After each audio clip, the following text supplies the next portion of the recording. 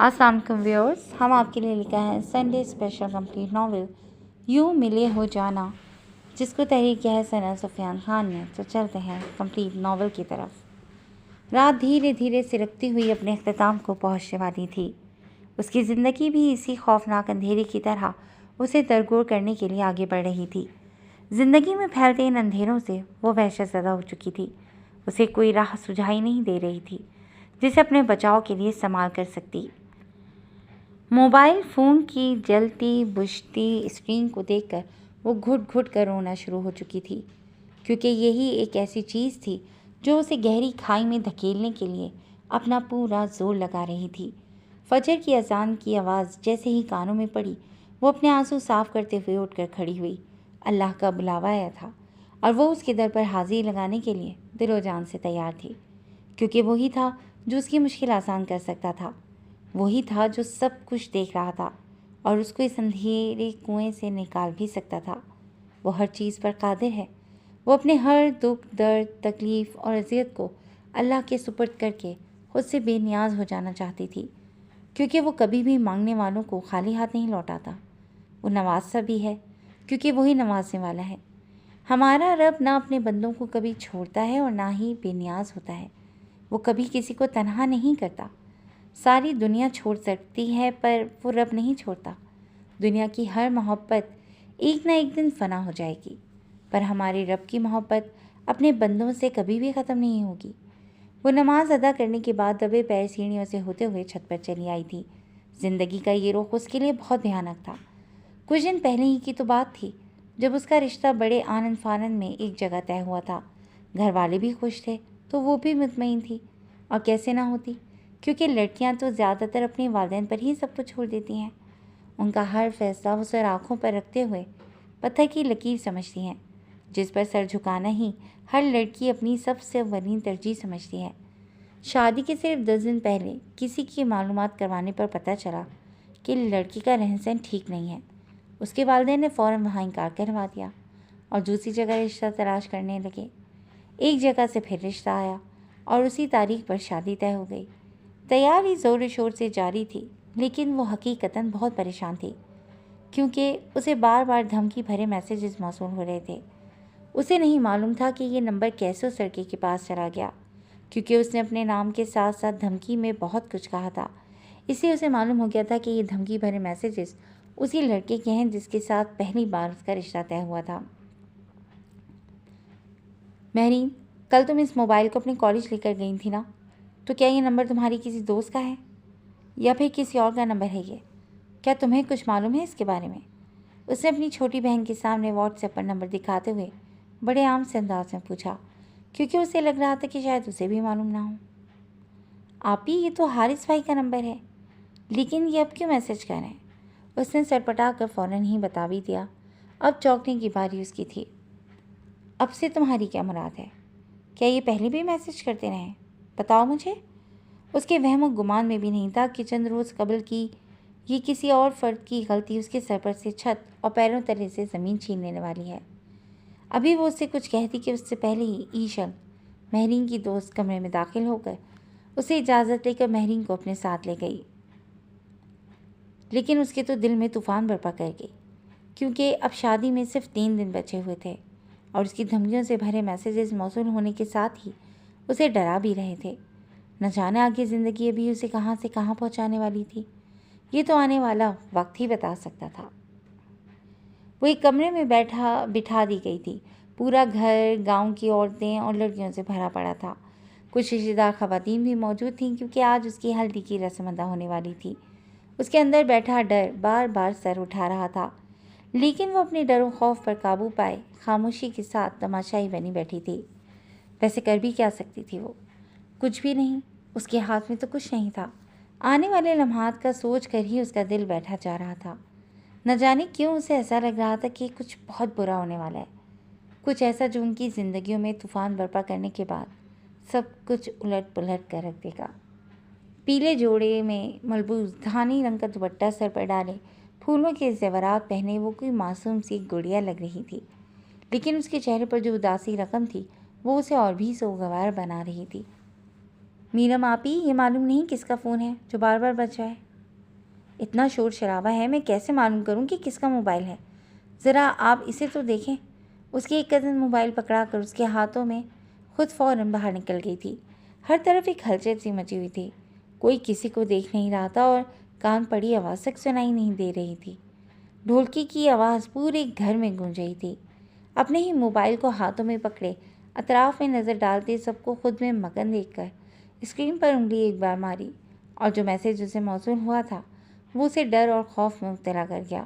اس کی پیشانی عرق آلود ہو گئی۔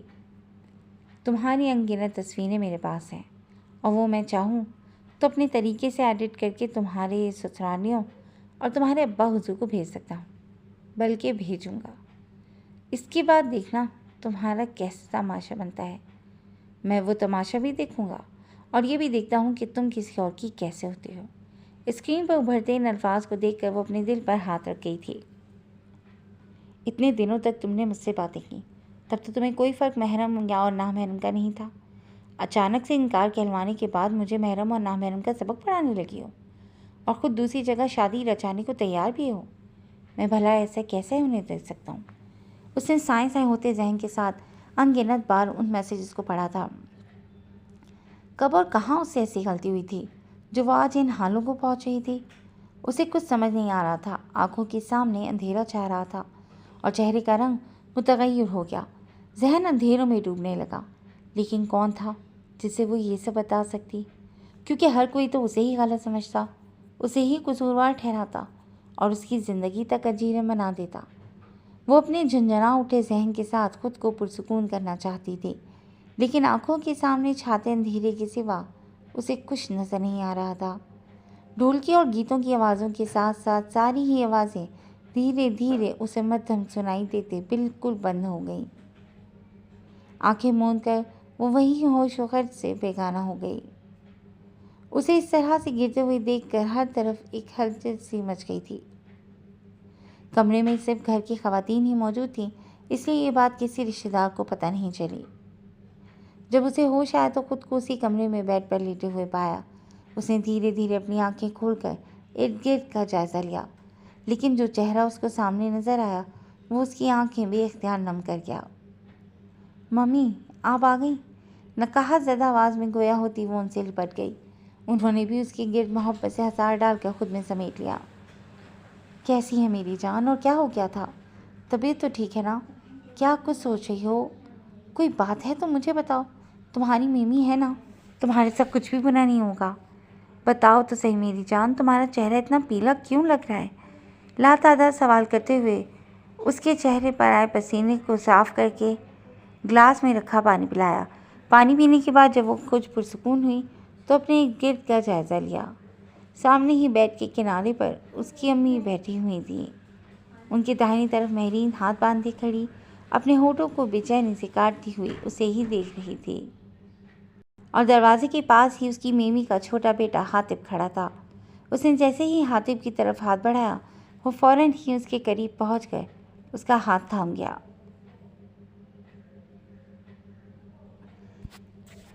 کیسی ہیں آپ؟ ہم تو آج پہلی فلائٹ سے آپ کی شادی میں شرکت کرنے کے لیے آئے تھے۔ سوچا تھا کہ آپ کو خوش و خرم دیکھیں گے، لیکن آپ تو ٹھیک نہیں لگ رہی۔ اس نے بڑی محبت سے اسے پوچھنا چاہا تھا، لیکن وہ ہر ایک کے سوالوں پر بس خاموش تھی، کیونکہ خاموشی اختیار کرنے میں ہی اس وقت اس کے لیے عافیت تھی۔ وہ نہیں جانتی تھی کہ اس کے منہ کھلنے کے بعد یہاں کیسا طوفان برپا ہونے والا ہے۔ اس کی خالہ نے اپنے شوہر اور چھوٹے بیٹے کو لے کر ممبئی سے اتنی دور صرف شادی اٹینڈ کرنے کے لیے ہندوستان کے صوبہ اتر پردیش تک کا سفر طے کیا تھا۔ میمی، آپ لوگ تو نہیں آنے والے تھے، پھر کیسے آ گئے؟ خود کو حشاش فشاش ظاہر کرتے ہوئے باتوں کا رخ تبدیل کر دیا۔ میرا دل بہت بے چین تھا اور یہ بھی بہت واویلا کر رہا تھا، اس لیے ہم چلے آئے۔ انہوں نے زیادہ کریدنا ضروری نہیں سمجھا، اس لیے سکون سے جواب دینے کے ساتھ ہی خود بھی بیڈ سے ٹیک لگا کر بیٹھ گئیں۔ اور ڈریگن صاحب، میرا مطلب ہے کہ آپ کے بڑے صاحبزادے نے آنے کیسے دیا آپ کو؟ اس نے فوراً تصحیح کرتے ہوئے سر جھٹک کر پہلی بار بے اختیار مسکرائی۔ اس کے ساتھ ہی ان کے بھی چہرے پر مسکراہٹ نمودار ہوئی۔ خبردار، بڑا ہے تم سے، کچھ تو لحاظ کرو۔ اس کی امی ڈپٹ کر اسے ٹھیک دیکھ کر کمرے سے باہر نکل گئیں۔ آپ کے ڈریگن صاحب یہاں نہیں تھے، بلکہ ہفتے بھر پہلے ہی میٹنگ کے سلسلے میں عمان گئے ہیں، اس لیے ہمیں اجازت مل گئی۔ انہوں نے بمشکل مسکراہٹ روک کر جواب دیا۔ انہیں معلوم تھا کہ بچپن میں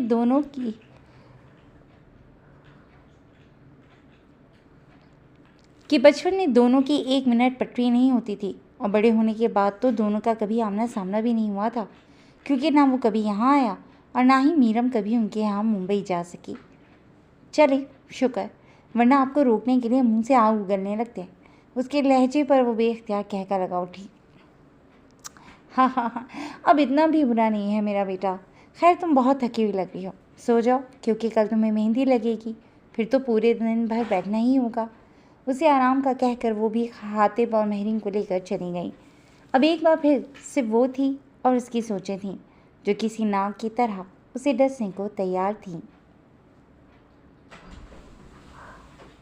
مہندی کی رات تھی اور گھر روشنیوں سے جگمگا رہا تھا، ہر چہرے پر مسکراہٹ رقصا تھی۔ کوئی گیت گا رہا تھا تو کوئی ڈھولکی بجا رہا تھا، چھت پر سے ڈیک پر چلتے گانے کی مدھر آواز سنائی دے رہی تھی۔ وہ کل سے ہی خوف زدہ تھی، دل میں ایک عجیب سا دھڑکا لگا ہوا تھا۔ مہندی لگانے کے لیے اس کے گاؤں کی ہی 2 لڑکیوں نے ذمہ لیا تھا۔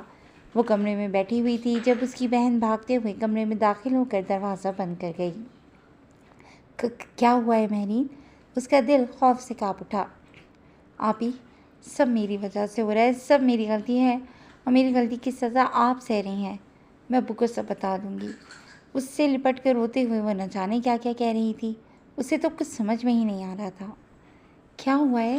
اسے خود کی آواز بہت دور کہیں کھائی سے آتی محسوس ہوئی۔ اس حارث نے آپ کی نہ جانے کون سی تصویر رفیق بھائی کے گھر بھیجی ہے، اور ساتھ ہی ساتھ ان کو جان سے مارنے کی دھمکی بھی دی ہے، جس کی وجہ سے ابھی انہوں نے شادی سے انکار کر دیا ہے۔ بھلا کون اپنی جان دینا چاہے گا؟ اس نے روتے ہوئے سب کچھ تفصیل سے بتاتے اس کے پیروں تلے سے زمین کھینچ لی۔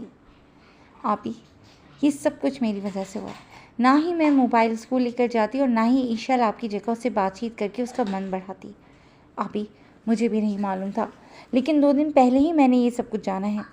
میں آپ کو بتانا چاہتی تھی لیکن عیشا نے منع کر دیا۔ اس نے روتے بلکتے ہوئے سب سچ اگل دیا۔ بھلا کون ایسا جگر والا ہوگا جو ایسی لڑکی سے شادی کرنا چاہے گا جس کی محبت کا دعوے دار اس لڑکی کے ہونے والے سسرال تک پہنچ کر لڑکی کی خوبیوں خامیوں کو منظر عام پر لانے کے ساتھ ہی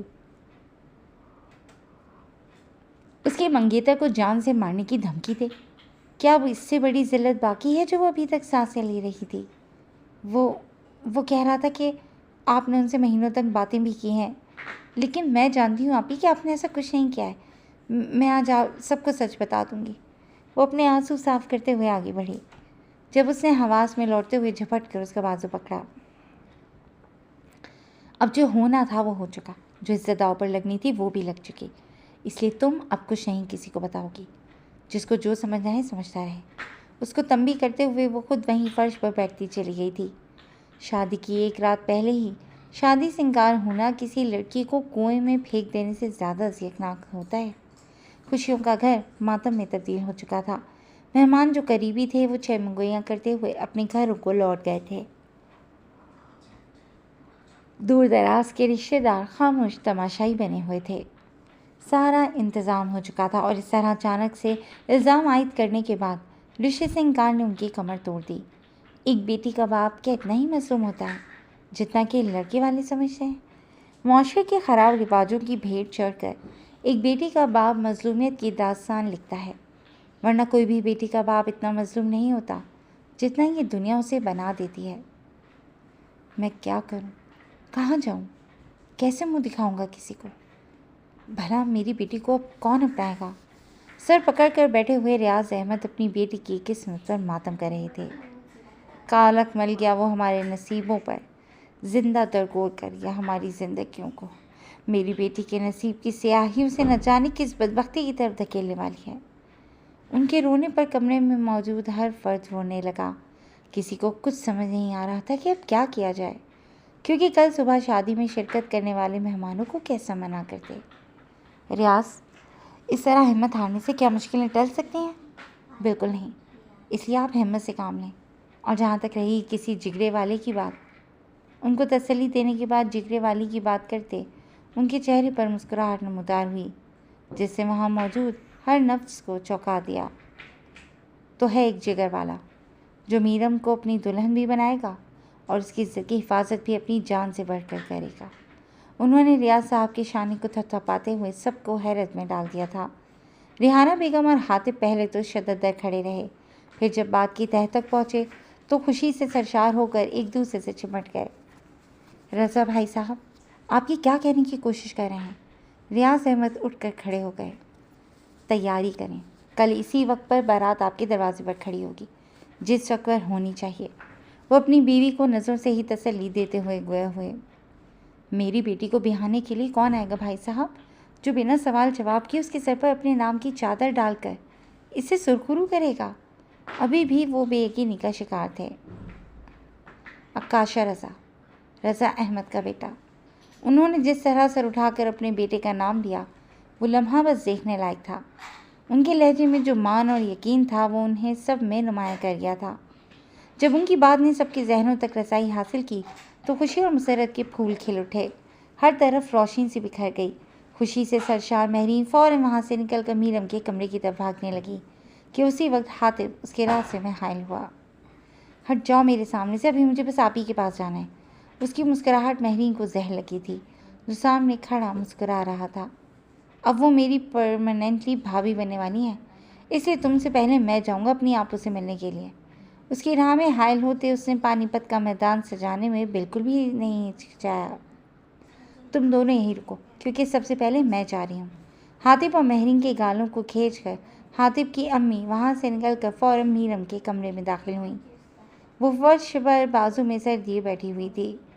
اسے اس طرح سے دیکھ کر ان کے دل کو کچھ ہوا تھا۔ میری جان، خوشیوں نے تمہارے دروازے پر دستک دے دی ہے، بس اب تمہیں اٹھ کر انہیں تھامنا ہے۔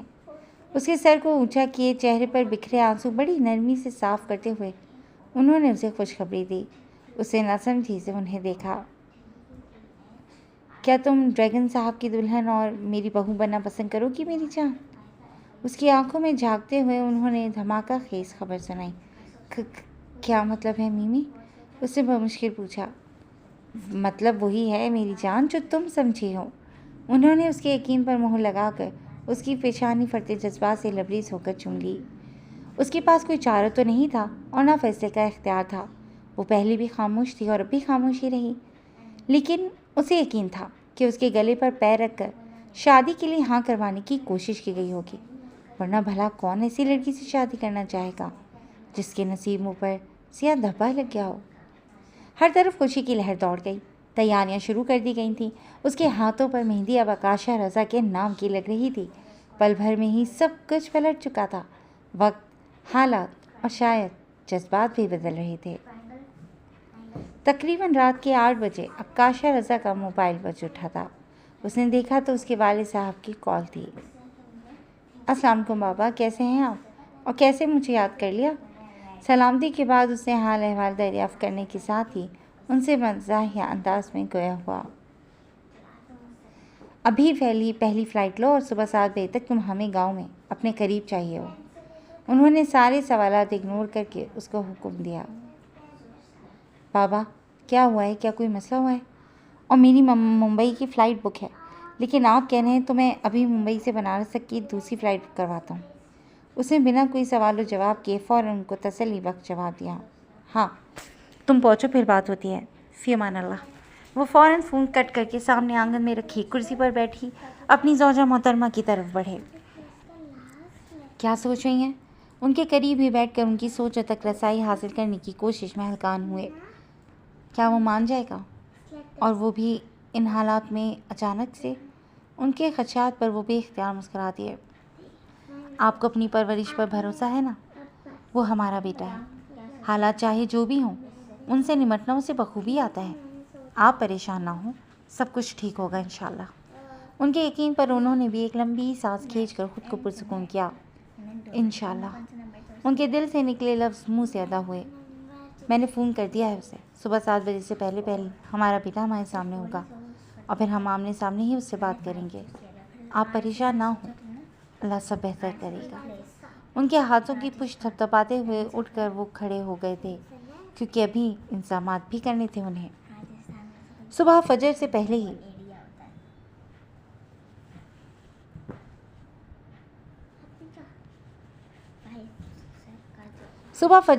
ہی وہ گاؤں کی حدود میں داخل ہو چکا تھا۔ اس کا ذہن ابھی تک اپنے بابا کے کہے ہوئے الفاظ میں اٹکا ہوا تھا۔ اسے کچھ گڑبڑ کے ہونے کا احساس تو ہو رہا تھا، لیکن اب صحیح بات وہاں جا کر ہی پتہ چلنی تھی کہ آخر ایسا ہوا کیا تھا کہ بابا نے اسے اس طرح اچانک گاؤں آنے کے لیے کہا، حالانکہ انہیں پتہ تھا کہ وہ اس شادی میں شرکت کرنے کے لیے نہیں آ پائے گا، پھر بھی انہوں نے اسے یہاں بلوا لیا تھا۔ ان سارے سوالوں کے جوابات تو اسے ملنے ہی تھے، پر شاید کچھ وقت درکار تھا۔ چاند کا سفر اختتام کو پہنچنے والا تھا۔ فجر کی اذان کی آواز سنائی دے رہی تھی۔ اس کی گاڑی گھر کے باہر دروازے پر رکی تھی اور وہ فوراً ہی گاڑی سے نکل کر کھلے گیٹ کے اندر داخل ہو گیا۔ گاؤں کے لوگ صبح سویرے اٹھنے کے عادی ہوتے ہیں، اس لیے فجر کے وقت ہی گاؤں کے ہر گھر کا دروازہ اسے کھلا ملا تھا۔ گھر کے اندر داخل ہوتے ہی سب سے پہلی نظر اس کی اپنے والدین پر پڑی تھی، جو شاید اس کے ہی انتظار میں باہر آنگن میں ہی کھڑے نظر آئے۔ وہ فوراً ان کے قریب پہنچتے ان کے گلے سے لگا تھا۔ کیسا ہے میرا شیر؟ رضا صاحب اس کی پشت تھپتھپاتے ہوئے گویا ہوئے۔ ٹھیک ہوں بابا، آپ بتائیں مجھے کہ کیا ہوا ہے، کیونکہ آپ مجھے کچھ پریشان لگ رہے ہیں۔ ان سے پوچھتے ہوئے وہ انہیں بر وقت بہت پیارا لگا تھا۔ ہاتھوں میں کوٹ تھامے، ماتھے پر بکھرے بال اور جاگی جاگی سرخ آنکھیں لیے تھکا تھکا سا وہ ان کے سامنے تھا۔ ٹائی کی نوٹ ڈھیلی ہو کر گلے میں جھول رہی تھی۔ شرٹ کے اوپری 2 بٹن کھلے ہوئے تھے، جبکہ آسی فولڈ کر کے اوپر چڑھی ہوئی تھی۔ آج ہی کی تاریخ میں 4 گھنٹے بعد تمہاری شادی میرم کے ساتھ ہم نے طے کر دی ہے۔ انہوں نے اس سے پوچھا نہیں تھا، بلکہ فیصلہ سنایا تھا، کیونکہ انہیں یقین تھا وہ کبھی بھی ان کے فیصلے سے انکار نہیں کرے گا۔ آج اتنے سالوں بعد اس نے گاؤں میں قدم رکھا ہی تھا، تو کس حوالے سے؟ بلکہ کسی کو اپنا بنانے کے لیے۔ آپ کا حکم سر آنکھوں پر بابا، مجھے کہیں تو شادی کرنی ہی تھی نا، تو پھر وہیں کیوں نہ کر لوں جہاں میرے والدین کی خوشی ہو۔ اس نے سر خم کرتے اپنے والدین کی خوشیوں کو دوبالا کیا تھا۔ حاتب بھی پیچھے خاموشی سے کھڑا تھا، لیکن جیسے ہی اس نے مثبت جواب دیا، ویسے ہی وہ اپنی خوشی کنٹرول نہ کرتے ہوئے چیخ کر اس کے سینے سے لگا تھا، اور اس نے بھی اس کے گرد ہتھیار ڈالتے اس کے سر کو سہلایا۔ چند پل بعد رضا صاحب نے اسے ایک طرف لے جا کر ساری حقیقت سے روشناس کروایا، کیونکہ کچھ بھی چھپانا اس وقت ٹھیک نہیں تھا۔ اس کا سب کچھ جاننا بہت ضروری تھا۔ ساری باتیں سن کر اس کا چہرہ غصے سے سرخ ہوا تھا۔ میری جان، وہ بے قصور ہے اور لاچار بھی، اس لیے کبھی بھی تم ان سب چیزوں کے لیے اسے قصوروار نہیں ٹھہرانا، ورنہ اس کا یقین اور ہمارا مان ٹوٹ جائے گا۔ ان کی بات سن کر اس نے فوراً اپنی ماما کو خون سے لگاتے ہوئے ان کی پیشانی پر محبت سے بوسہ دیا۔ ماما، میں اس کے سر پر عزت سے چادر ڈالنے کے لیے آیا ہوں، نہ کہ اس کے سر سے چادر کھینچنے کے لیے۔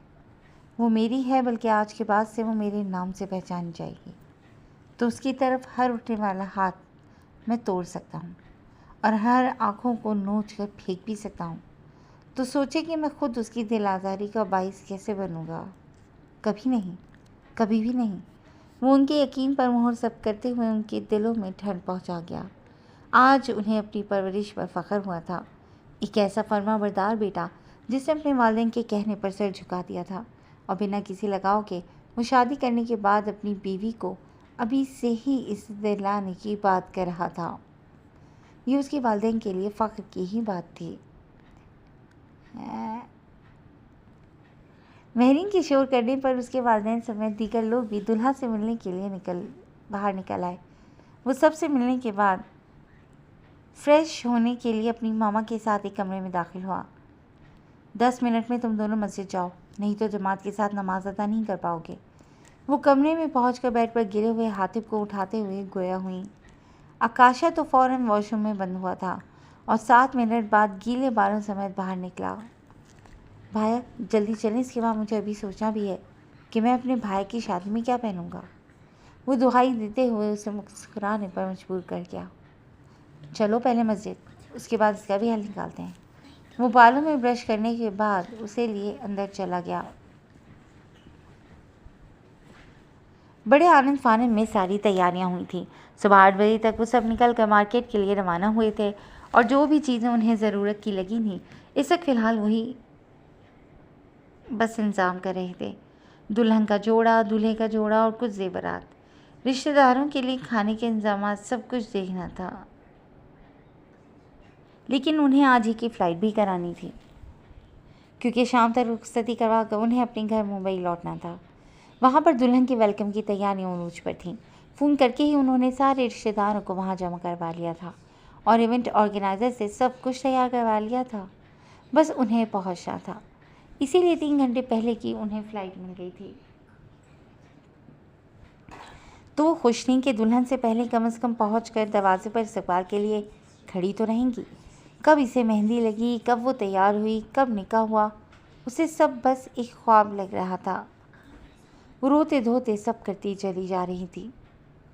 शाम 4 बजे की फ़्लाइट उन तीनों लोगों को मिल चुकी थी, जबकि 7 बजे की फ़्लाइट से आकाशा और मीरम को जाना था। दोनों फ़्लाइट में 3 घंटे का फ़र्क था। हमारे घर, हमारे दिल और हमारी ज़िंदगी में खुशामदीद मेरी जान। हम निकल रहे हैं अभी और तुम अपने शौहर के साथ ही आना। उन्होंने फरते जज्बात से लबरेज होकर उसकी पेशानी चूम ली। खुश होना चाहती थी वो, लेकिन खुश नहीं हो पा रही थी, क्योंकि उसे ऐसा लग रहा था जैसे वो किसी के सर पर ज़बरदस्ती मुसल्लत कर दी गई हो, और मुसल्लत की हुई चीज़ें बोझ ही लगती हैं। इसलिए वो ख़ुद को बोझ ही इस वक्त समझ रही थी। हातिब भी उससे मिला था और रज़ा अहमद उसके सर पर हाथ फेर कर दुआएं देते सबसे मिलकर रुखसत हो गए थे। आकाशा तो बाहर मर्दान खाने में रियाज अहमद के साथ ही था। उसे घर में आने का ना मौका मिला और ना ही उसने खुद कोशिश की, क्योंकि वो उसे मिलना नहीं चाहता था। अभी उसे मालूम था कि उसका जहन बहुत उलझा हुआ होगा। अब दुल्हन की रुखसती की तैयारियां उरूज पर थीं। उसे दुल्हन के लिबास से आज़ाद करवा कर हल्का फुल्का ड्रेस पहनाया गया और उसके बाद उसको अबाया भी पहना दिया गया। गांव के रिवाज के मुताबिक कभी भी कोई भी लड़की बिना अबाया के घर से बाहर कदम नहीं निकालती। इसे उसको भी अबाया पहना दिया गया, क्योंकि वह हमेशा ही पहनती चली आ रही थी। बेतहाशा रोते हुए सबसे मिलते मिलाते उसे गाड़ी में बिठा दिया गया था। आकाशा भी अपने खाला और खालों से मिलने के बाद महरीन के सर पर हाथ फेरते हुए वहाँ से रुखसत हो गया। शाम के साए फैल चुके थे। बरकी कमकम और मसनूई रोशनियों से शहर जगमगा रहा था। जब उन्होंने गांव की हुदूद को छोड़ा था तो उस वक्त सूरज बस गुरूब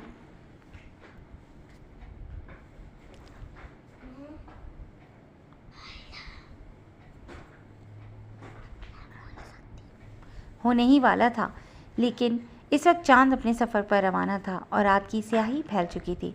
एयरपोर्ट तक पहुंचने में उनको 1.5 घंटे का वक्त लगा था और इन 1.5 घंटों में दोनों के दरमियान एक भी बातचीत नहीं हुई थी।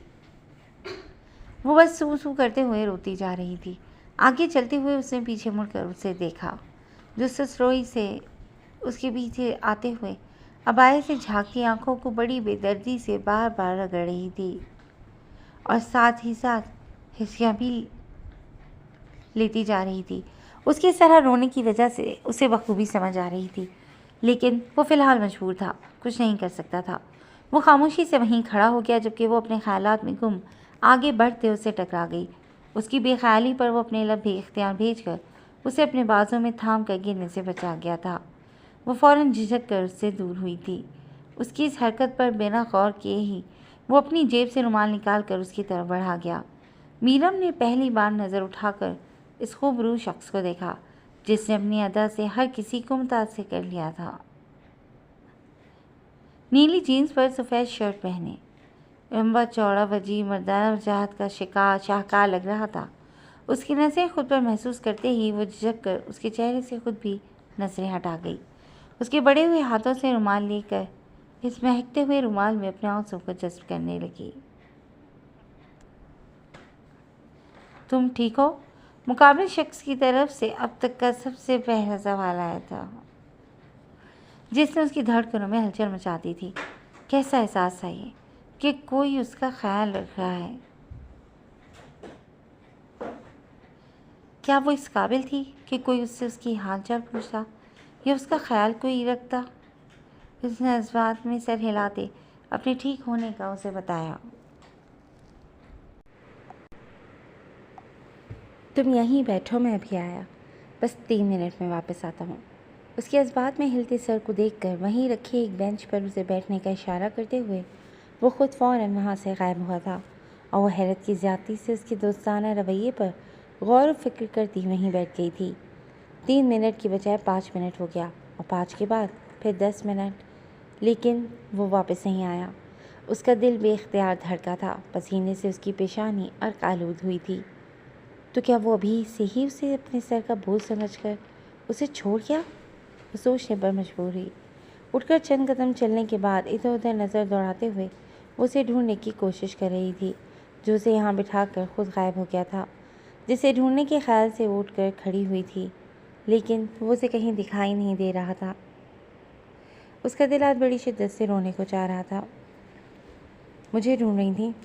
اپنی پشت سے ابھرتی آواز سن کر وہ ساکت کھڑی رہ گئی۔ دل اس آواز پر ہی پرسکون ہوا تھا۔ وہ اپنے دل کی اس دغا بازی پر بلبلا اٹھی تھی۔ پیچھے مڑ کر اسے دیکھا جو ہاتھوں میں پانی کی بوتل لیے کھڑے اسے ہی دیکھ رہا تھا۔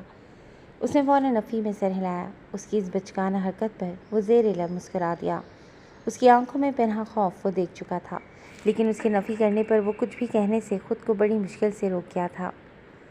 تمہارا ہاتھ اس لیے تھامنے کا فیصلہ نہیں کیا تھا کہ تمہیں بیچ راہ میں ہی سر عام چھوڑ جاؤں گا۔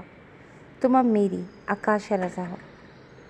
تم اب میرم آکاشا رضا ہو۔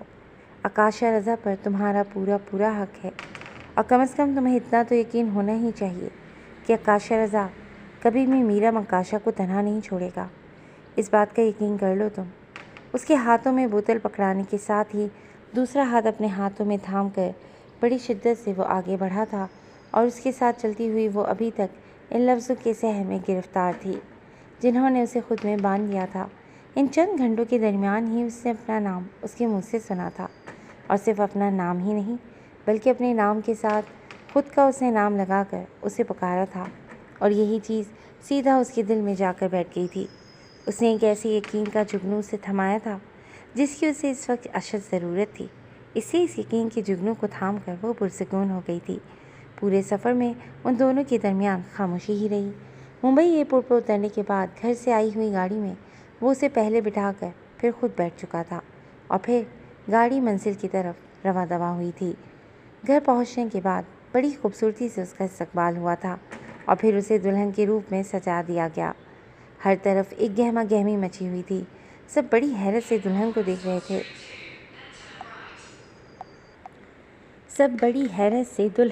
رہے تھے۔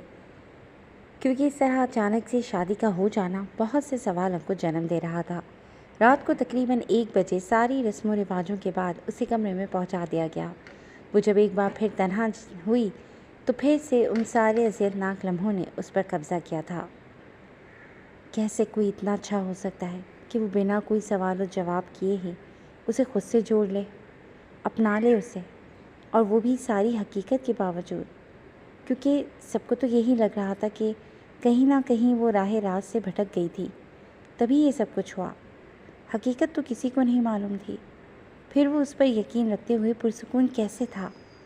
بہت سے سوالات تھے جن کے جواب صرف وہی دے سکتا تھا، لیکن اس کی ہمت نہیں تھی کہ وہ پوچھ سکتی۔ وہ اپنی ہتھیلیوں کو سامنے کیے سوچوں میں غرق تھی جب وہ کمرے میں داخل ہوا۔ دروازہ بند کرنے کے بعد سب سے پہلی نظر اس پر پڑی، جو اپنی ہتھیلیوں میں نہ جانے کیا ڈھونڈنے کی کوشش کر رہی تھی۔ اس کے اشک بڑی تعداد میں ہتھیلیوں کو نم کر رہے تھے۔ وہ خاموشی سے آگے بڑھا، اپنے کپڑے نکالے اور فریش ہونے چلا گیا، جبکہ اس کے اس طرح سے اگنور کر کے جانے پر وہ اور زور و شور سے رونے لگی۔ جب تک وہ فریش ہو کر باہر آیا تب تک وہ خود پر قابو پانے میں کامیاب ہو چکی تھی۔ بیڈ کے قریب پہنچ کر اس نے تکیہ درست کرتے ہوئے ہی اس کے لہنگے کو سمیٹ کر وہیں دراز ہو گیا، جبکہ وہ اس کے اپنے قریب ترین لیٹنے پر فوراً اٹھ کھڑی ہوئی۔ لہنگا سمیٹ کر بڑی مشکل سے نیچے اتر کر وہ واش روم کی طرف بڑھی، جبکہ وہ اپنی آنکھوں پر بازو رکھے اس کی ایک ایک حرکت پر نظر رکھے ہوئے تھا۔ کپڑے تبدیل کر کے اس نے لائٹ آف کرنے سے پہلے کمرے کی ایک ایک چیز پر نظر ڈالی، لیکن اسے صوفے جیسی کوئی چیز نظر ہی نہیں آئی۔ چند منٹ سوچنے کے بعد وہ بیڈ کی دوسری جانب بیٹھ کر لیمپ آف کرتے ہوئے سمٹ کر ایک کونے پر دراز ہو گئی۔ تھکاوٹ کے باعث چند پل بعد ہی وہ نیند کی وادیوں میں اتر گئی۔ اس نے صبح ہی صبح اٹھ کر تیار ہونے کے بعد بیڈ پر کمفرٹ میں لپٹے ہوئے وجود کی طرف دے بڑھا، جو اب اس کی زندگی میں شامل ہو چکی تھی، جسے اس کے والدین نے بڑی محبت سے اس کے لیے چنا تھا۔ بیڈ پر اس کے قریب بیٹھ کر ہاتھ بڑھاتے ہوئے نرمی سے اس کے چہرے پر پڑا کمفرٹ ہٹایا۔ اب اس کا منموہنا چہرہ اس کی نگاہوں کے سامنے تھا، دلکش نقوش اور مڑی ہوئی خمدار پلکیں جن میں اسے اپنا دل اٹکتا محسوس ہوا۔ وہ اس کی محرم تھی اور اپنی محرم سے محبت ہونا تو طے تھا، کیونکہ کبھی بھی کسی لڑکی کو اس نے اپنے اتنے قریب آنے نہیں دیا تھا۔ اس کی آنکھ تھوڑی دیر سے کھلی تھی۔ سورج اپنی سنہری شعاعیں بکھیرتے ہوئے ہر ایک چیز کو منور کر گیا تھا۔ وہ کمرے میں کھڑکی سے چھن کر آتی دھوپ کو دیکھ کر اٹھ بیٹھی تھی۔ اسے خیال آیا کہ وہ اب تو اپنے گھر نہیں ہے، بلکہ کہیں اور کسی اور حیثیت سے یہاں موجود ہے۔ فوراً اٹھ کر وہاں سے فریش ہونے کے لیے وہ واش روم میں داخل ہوئی، جہاں اس کے کپڑے پہلے سے ہی ہینگ کیے ہوئے تھے۔ 10 سے 15 منٹ لگا کر جب وہ باہر نکلی تو کمرے کے وسط میں اسے اپنی ممی میمی کھڑی نظر آئیں۔ السلام علیکم میمی۔ ان کے ہاتھ بڑھانے پر وہ ان کے شانوں سے لگی تھی۔ وعلیکم السلام میری جان، انہوں نے محبت سے جواب دیتے ہوئے اس کی پیشانی چوم کر کچھ زیورات کے ڈبے جو وہ ساتھ لے کر آئی تھیں اسے دینے کے بعد نیچے آنے کا کہا۔ ولیمہ پوسٹ پون ہونے کی وجہ سے گھر میں چند مہمانوں کے سوا کوئی بھی نہیں تھا۔ وہ تیار ہو کر تنہا ہی سیڑھیاں اترتی نیچے آئی اور سب کو سلام کرنے کے بعد میمی کے ساتھ کرسی کھینچ کر بیٹھ گئی۔ ارے رضا، یہ کیا کیا تم نے؟ شادی کے دوسرے ہی دن اسے جانے کیسے دیا؟ ارے مانا کہ کام بہت تھا، لیکن کچھ دن تو گھر اور بیوی پر دے لیتا۔ لو بھلا بتاؤ، شادی کے دوسرے ہی دن ہفتے بھر کے لیے صاحب بہادر میٹنگ کے سلسلے میں بیرون ملک چلے گئے۔ رضا صاحب کی بڑی بہن ڈانٹ ڈپٹ کر رہی تھیں، کیونکہ صبح اٹھنے کے بعد انہیں جب یہ خبر ملی تھی تو ہی بہت غصہ دلا گئی تھی۔ آپا، بہت دنوں سے وہ اس پروجیکٹ کے لیے تیاری کر رہا تھا، تو کیسے میں اتنی جلدی اس کی محنت پر پانی پھیر دیتا؟ جانے دینا آپا، کوئی بات نہیں ہے، پھر تو آ ہی جائے گا، گھر پر بھی دھیان دے گا اور بیوی پر بھی۔ میرا بیٹا بہت فرمانبردار اور اچھا ہے، اور مجھے معلوم ہے کہ وہ ایک اچھا شوہر بھی ثابت ہوگا۔ سب کی ہی باتیں وہ خاموشی سے گردن جھکائے سن رہی تھی۔ اس کے جانے کا سن کر نہ جانے کیوں سے اچھا محسوس نہیں ہوا تھا، پھر بھی وہ کیا بول سکتی تھی؟ جو انسان اس سے ملے بغیر اسے بغیر بتائے اسے بنا بات کیے ہی چلا گیا تھا، وہ اس سے کیا کہتی؟ کچھ بھی نہیں۔ وہ اب تک صبر اور تحمل سے ہی کام لیتی آئی تھی اور آگے بھی اسے یہی کرنا تھا۔ آج اسے گئے ہفتہ ہونے کو آ گیا تھا۔ وہ نہ چاہتے ہوئے بھی اسے ہی سوچ جا رہی تھی، جس نے دعویٰ تو بہت بڑا کیا تھا، لیکن اب وہ خود روپوش ہو چکا تھا۔ آپ کچھ کہتے تو صحیح، اس طرح سے خاموشی اور تنہائی کی مار کون مارتا ہے؟ میں صحیح کہتی تھی، آپ ڈریگن ہیں۔ میرم بیڈ پر دراز منہ تکیے میں دیے بے تحاشا رو رہی تھی۔ میں جانتی ہوں کہ سب کی طرح آپ بھی مجھے غلط سمجھ رہے ہوں گے، لیکن میں امانت میں خیانت کرنے والوں میں سے نہیں ہوں۔ تصور میں وہ اس سے شکوہ شکایت کرتی سسک رہی تھی۔ یہ گھر اور گھر کے مکین اس کے لیے سکون تھے، لیکن جب گھر والا ہی اسے نظر انداز کیے اپنی دنیا میں گم ہو تو وہ کیسے سکون محسوس کر سکتی تھی؟ وہ روتے ہوئے نہ جانے کب سو گئی، اسے خبر نہ ہوئی۔ 10 دن بعد ممبئی کا موسم اچانک ہی تبدیل ہوتا تھا اور اس وقت بھی کالے بادل آسمان پر چھائے ہوئے تھے۔ بونداندی شروع ہو چکی تھی۔ سمندری ٹھنڈی ہوائیں وجود کو چھو کر گزرتی ہوئی ایک سرور سا بخش رہی تھیں۔ بن بتائے ہی آج ہاتھوں میں سفری بیگ تھامے وہ جیسے ہی گھر میں داخل ہوا، لاؤنج میں بیٹھے اس کے والدین اسے دیکھ کر حیران ہوئے تھے۔ السلام علیکم، اس نے مشترکہ سلام کیا تھا۔ دونوں اٹھ کر کھڑے ہوتے اسے فوراً ملنے لگے تھے۔ وہ بہت خوش تھے، کیونکہ جاتے وقت جو یقین کا جگنو اس نے انہیں تھمایا تھا وہ انہیں پورا ہوتا لگ رہا تھا۔ ماما، مجھے روکیے گا مت، مجھے جانے دیجیے، چند دن بس لگیں گے، وہ آپ لوگوں کے ساتھ کمفرٹیبل ہو جائے گی، اور ہم دونوں کو ہی وقت چاہیے۔ اس کو وقت دینا بہت ضروری ہے، کیونکہ وقت ہی ایک ایسی چیز ہے جو مرہم بن کر گہرے سے گہرے گھاؤ کو بھرنے کی صلاحیت رکھتا ہے۔ گھر سے جاتے وقت اس کے بولے گئے الفاظ ابھی تک ان کے کانوں میں گونج رہے تھے۔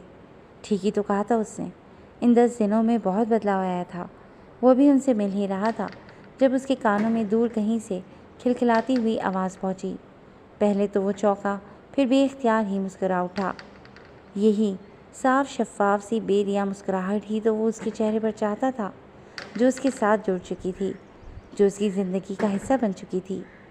وہ اسے اداس یا روتے ہوئے یا خود کو ڈی گریڈ کرتے ہوئے کیسے دیکھ سکتا تھا؟ کبھی بھی نہیں۔ کچن سے اس کی اور حاطب کی باتیں کرنے کی آوازیں صاف سنائی دے رہی تھیں۔ وہ اس کے اس طرح گھل مل جانے پر بے انتہا خوشی محسوس کر رہا تھا۔ چند منٹ بعد ہی حاطب ہاتھوں میں پکوڑے اور چائے لیے باہر نکل کر آیا اور اسے دیکھتے ہی فوراً ٹیبل پر سب کچھ رکھتے اسے چمٹ گیا۔ کیسا ہے میرا ٹکڑا؟ وہ اس کے گرد ہنسا ڈالے اس کے بالوں کو بکھیر کر ساتھ ساتھ پوچھ بھی رہا تھا۔ حاطب مسکراتے ہوئے اس کے سوالوں کا جواب دیتے اس سے شکوہ شکایات کرنے لگا۔ چند منٹ بعد ہی وہ بھی کچن سے نکل کر اس کے سامنے موجود تھی۔ اسے دیکھ کر میرم کی آنکھوں میں چمک سی چھا گئی تھی، کیونکہ نکاح میں ہونے کے باوجود بھی پہلے وہ اس کا چہرہ ڈھنگ سے نہیں دیکھ پایا تھا۔ پہلے عبایا میں صرف اس کی آنکھیں ہی دیکھی تھیں اور گھر آنے کے بعد بھی آنکھیں بند کیے سو گیا تھا۔ ہاں، صبح اس کے اٹھنے سے پہلے ہی وہ اس کے منمونے چہرے کا دیدار کرنے کے بعد ہی گھر سے نکلا تھا، اور یہ بات وہ بالکل نہیں جانتی تھی۔ فیروزی نفیس سے سوٹ میں ملبوس، کانوں میں چھوٹے چھوٹے آویزے پہنے اور ناک میں چھوٹی سی نگ والی نتنی پہنے، گلے میں چین ڈالے، ہاتھوں میں چوڑیاں بھر بھر کر پہنے ہوئے وہ اسے گھریلو عورت اور بہت اپنی اپنی سی بھی لگی تھی۔ اس کی پرتپش نگاہوں سے وہ اندر ہی اندر سلگ اٹھی۔ شام کی چائے سے رات کے کھانے تک وہ ایک ساتھ نیچے ہی موجود رہے، باتیں کرتے ہوئے، ایک دوسرے کا خیال رکھتے ہوئے، ایک بہت ہی پرسکون اور خوبصورت فیملی کا منظر پیش کر رہے تھے۔ وہ لمبے سفر سے آیا تھا اور تھکا ہوا بھی تھا، اس لیے اپنی ماما کے کہنے پر وہ فوراً اٹھ کھڑا ہوا۔ جاؤ میرم بیٹا، تم بھی آرام کرو۔ اس کے پیچھے ہی میرم کو بھی انہوں نے روانہ کیا تھا۔ وہ اپنے ہاتھوں کو مسلتی ہوئی بڑی مشکل سے اس کے پیچھے کمرے تک پہنچی تھی۔ وہ کمرے کے وسط میں کھڑی ہاتھوں کو بار بار مسلتی ہوئی بہت بے چین نظر آ رہی تھی۔ ماتھے سے بار بار پسینہ صاف کرتی ہوئی اسے اپنی طرف متوجہ کر گئی۔ اس نے پل بھر میں ہی اس کی بے چینی نوٹ کر لی تھی۔ نیچے بھی وہ جب سے آیا تھا تب سے وہ خاموش ہی تھی، اور یہاں بھی وہ خاموش ہی کھڑی تھی۔ آج پہلی بار اسے اس کی خاموشی کھل رہی تھی، اس لیے وہ اپنے کپڑے صوفے پر پھینک کر اس کی طرف قدم بڑھا چکا تھا۔ منہ کھولو اپنا۔ اس کے کپ کپاتے ہوئے لبوں پر نظر مرکوز کیے اس کے بالکل قریب ترین ہو کر اسے منہ کھولنے کو کہتا چونکا گیا تھا۔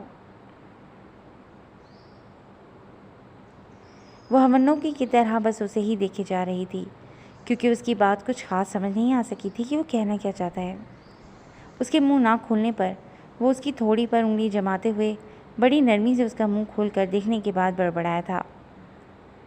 تمہاری زبان تو صحیح سلامت ہے، مجھے لگا کہ ایک بار دیکھ لوں کہیں خالو نے تمہاری زبان کاٹ کر تمہارے پاس نہیں بھیج دیا، کیونکہ تم نے شادی کے بعد سے اب تک مجھ سے ایک بھی لفظ نہیں کہا ہے۔ شکوہ شکایات ہی کر لی ہوں تو کر لو، لڑائی کرنی ہے تو وہ بھی کر لو، پر کچھ بولو تو صحیح۔ وہ اپنی امڑتی ہوئی مسکراہٹ کا گلا گھونٹنے کے لیے اپنے لبوں کا کونا دبا کر اسے کہتا ہوا اس کے اندر کی عورت کو جگا گیا۔ غصے سے پہلے اس کا چہرہ سرخ ہوا تھا، پھر بھی اختیار ہی آنکھیں نم ہوئیں، اس کی آنکھوں سے آنسو گالوں پر لڑکنے لگے۔ اسے اس طرح سے روتے ہوئے دیکھ کر وہ اپنے تڑپتے دل کی بے چینی پر بلبلا اٹھا تھا۔ فوراً ہاتھ بڑھا کر اپنی انگلیوں کی پوروں پر ان آنسوؤں کو چننے لگا۔ میرم، بڑی بے قراری سے اسے پکارتے ہوئے وہ اسے اور شدت سے رونے پر مجبور کر گیا۔ آپ اس طرح سے شادی کے دوسرے ہی دن مجھے چھوڑ کر چلے گئے۔ اس سے تو اچھا تھا کہ آپ بھی سب کی طرح مجھ پر الزام عائد کر کے اپنے دل کی بھڑاس نکال لیتے۔ پہلی بار اس کی زبان سے ادا بھی ہوا تھا تو کیا شکوہ؟ آگے ایک لفظ بھی نہیں۔ اس نے اس کے لبوں پر شہادت کی انگلی جما کر اس کی آنکھوں میں جھانکتے ہوئے خاموش کروایا۔ تم اس لیے رو رہی ہو کہ میں نے تم سے لڑائی نہیں کی یا الزام نہیں لگایا۔ اس کے بہتے ہوئے اشکوں کو اپنی انگلی کے پوروں سے بڑی نرمی سے صاف کرتے ہوئے اس کی آنکھوں میں جھانکا تھا۔ وہ اس کے درست اندازہ لگانے پر شرمندہ رہ گئی۔ تو کیا وہ اس کو پڑھ سکتا تھا؟ بچپن میں بھی تم یوں ہی رویا کرتی تھیں، لیکن تب تو مجھے زہر لگتی تھیں، مگر آج پیاری لگ رہی ہو۔ اس کے اس قدر بے باکی سے کیے گئے اظہار پر وہ حیا سے سرخ چہرہ جھکا چکی تھی۔ وہ اس کی ادا پر فدا ہوتے مسکرا دیا۔ مجھے بہت اچھے سے معلوم ہے کہ تم کن حالاتوں میں مجھ سے جڑی تھیں، اور جب سے تمہارا اور میرا آمنا سامنا ہوا تھا تو تم صرف مجھے روتے ہوئے ہی ملی تھی۔ میں سمجھ سکتا تھا تم کو اس لیے تمہیں اور خود کو بھی وقت دے رہا تھا۔ اس کی پلکوں پر اٹکے آنسوؤں کو اپنی انگلی کی پوروں میں سمیٹ کر اس کے ہاتھوں کو جھک کر اپنے ہاتھوں میں تھام لیا۔ آپ نے اسے ایئرپورٹ پر کہا تھا کہ آپ مجھے کبھی بھی تنہا نہیں چھوڑیں گے، پھر اگلے ہی دن مجھے تنہا چھوڑ کر کیوں چلے گئے تھے؟ مجھے معلوم ہے کہ کہیں نہ کہیں آپ کو بھی مجھ پر شک ہوگا، لیکن میں آپ کو سب کچھ بتانا چاہتی ہوں۔ اس کے ہاتھوں میں مقید اپنے ہاتھوں کو دیکھ کر وہ خود کو بڑی مشکل سے سنبھال سکی۔ آئی ایم ریئلی سوری وائفی، آگے سے کبھی ایسا نہیں ہوگا۔ اور دوسری بات، مجھے جتنا خود پر یقین ہے اس سے کہیں زیادہ اگر میں کہوں کہ تم پر یقین ہے تو کیا تم یقین کرو گی؟ وہ اس کے لہجے میں سچائی محسوس کرتے اپنی ہتھیلیوں میں چہرہ چھپائے زور و شور سے رونے لگی۔ تم میری تھیں، تم میری زندگی اور دل کا حصہ تھیں، پھر تم کسی اور کے ساتھ کیسے رخصت ہو جاتی؟ تمہیں اللہ نے میرے لیے ہی بنایا تھا، بھلے سے مجھ تک پہنچنے میں بہت سی رکاوٹیں تمہارے راستے میں آئی ہوں، لیکن تمہیں آنا تو پھر بھی میرے ہی پاس تھا۔ وہ اس کے روتے بلکتے وجود کے گرد محبت سے ہنسا قائم کرتے اسے خود میں سمیٹ لیا۔ میرم اس کے سینے میں منہ دیے بے تحاشا رو رہی تھی، جبکہ وہ اس کے سر پر ہاتھ پھیرتے ہوئے اسے چپ کروانے کی تگ و دو میں تھا۔ مجھے لگا تھا کہ میں آپ پر بوجھ بن گئی ہوں اور آپ بھی مجھے کسی دن بوجھ ہی سمجھ کر اتار کر پھینک دیں گے۔ اس کی شرٹ کو آنسوں سے تر کرتے ہوئے وہ سرگوشی نما آواز میں گویا ہوئی۔ آکاشا دھیرے سے مسکرا دیا۔ اس کے خوف کو دور کرنے کا فیصلہ وہ لے چکا تھا۔ تم نے کوئی گناہ نہیں کیا تھا، اس لیے اللہ نے اپنے وعدے کے مطابق تمہیں تم جیسا ہی ہم سفر عطا کیا۔ مجھے مہرین نے وہاں سے چلتے وقت سب کچھ بتا دیا تھا، ایک ایک بات اس نے مجھے بتائی تھی، اس لیے کبھی بھی اس گلٹ میں نہ رہنا کہ میں تمہیں کبھی غلط سمجھوں گا یا سمجھا تھا۔ نہ پہلے کبھی غلط سمجھا تھا، نہ آگے کبھی سمجھوں گا، اور اس ذلیل انسان کا بھی انتظام کرایا تھا، اس لیے ڈرنا نہیں۔ اس کے پر یقین لہجے میں چھپی سچائی پر وہ بے ساختہ اپنے رب کا شکر ادا کرنے لگی جس نے اسے اتنا پیارا ہم سفر دیا تھا۔ اس کی شرٹ میں منہ رگڑ کر وہ چہرہ اوپر اٹھائے اسے دیکھنے لگی۔ یہ شخص سراپا عشق تھا۔ میں ہمیشہ آپ کی وفادار رہوں گی۔ اس کی آنکھوں میں پنہاں چاہت کے رنگ دیکھ کر وہ خود بھی اظہار کرنے سے خود کو باز نہیں رکھ سکی۔ مجھے بھلے تم سے اس وقت کوئی جنونی قسم کی محبت نہیں تھی، لیکن میں نے تمہیں خلوص دل سے اپنایا تھا، اس لیے یہ بے مطلب کی چیزیں سوچنا چھوڑ دو، اور اگر کبھی بھی کہیں بھی زندگی کے کسی موڑ پر تمہیں تھوڑا سا بھی ڈر لگے تو تم بنا جھجک میرا ہاتھ تھام لینا۔ میں تمہیں دنیا کی ہر سرد و گرم ہوا سے بچا کر تحفظ اور مان دینے کی ہمیشہ کوشش کروں گا۔ اس کا چہرہ اپنے ہاتھوں کے پیالے میں لے کر بڑی عقیدت سے اس کی پیشانی پر محبت کی مہر ثبت کرتے ہوئے اپنا پہلا اظہار لمس بخشا۔ وہ سرشار ہو اٹھی کیونکہ اس کے رب نے اسے بن مانگے ہی دنیا کا سب سے بہترین مرد عطا کر دیا تھا، جو بیوی کو اپنے پیروں کی جوتے نہیں بلکہ اپنے سر کا تاج سمجھ رہا تھا، اور ایسے مرد نایاب ہی ہوتے ہیں۔ ہمارا رب کبھی کسی کے ساتھ ناانصافی نہیں کرتا، بلکہ وہ بہتر سے بہترین عطا کرتا ہے، بس صبر کا دامن تھامے رکھنا چاہیے۔ ایک بات کہوں، اس کی آنکھوں میں شرارت تھی۔ اس نے فریش ہو کر اپنے بال بناتے ہوئے شیشے میں ہی بیڈ پر بیٹھی اپنی بیوی کو دیکھا، جو ابھی بھی بار بار اپنے آنسو صاف کر رہی تھی۔ میرم اس بات میں سر ہلاتی اسے اجازت دے چکی تھی۔ مجھے لگتا ہے کہ مجھ سے غلط بیانی ہو گئی ہے۔ خود پر پرفیوم چھڑک کر وہ سکون سے اس کے قریب ہی بیڈ پر دراز ہو گیا۔ آنکھوں میں ابھی بھی شرارت ناچ رہی تھی۔ کیا؟ وہ اس کی شوخی پر حیران رہ گئی۔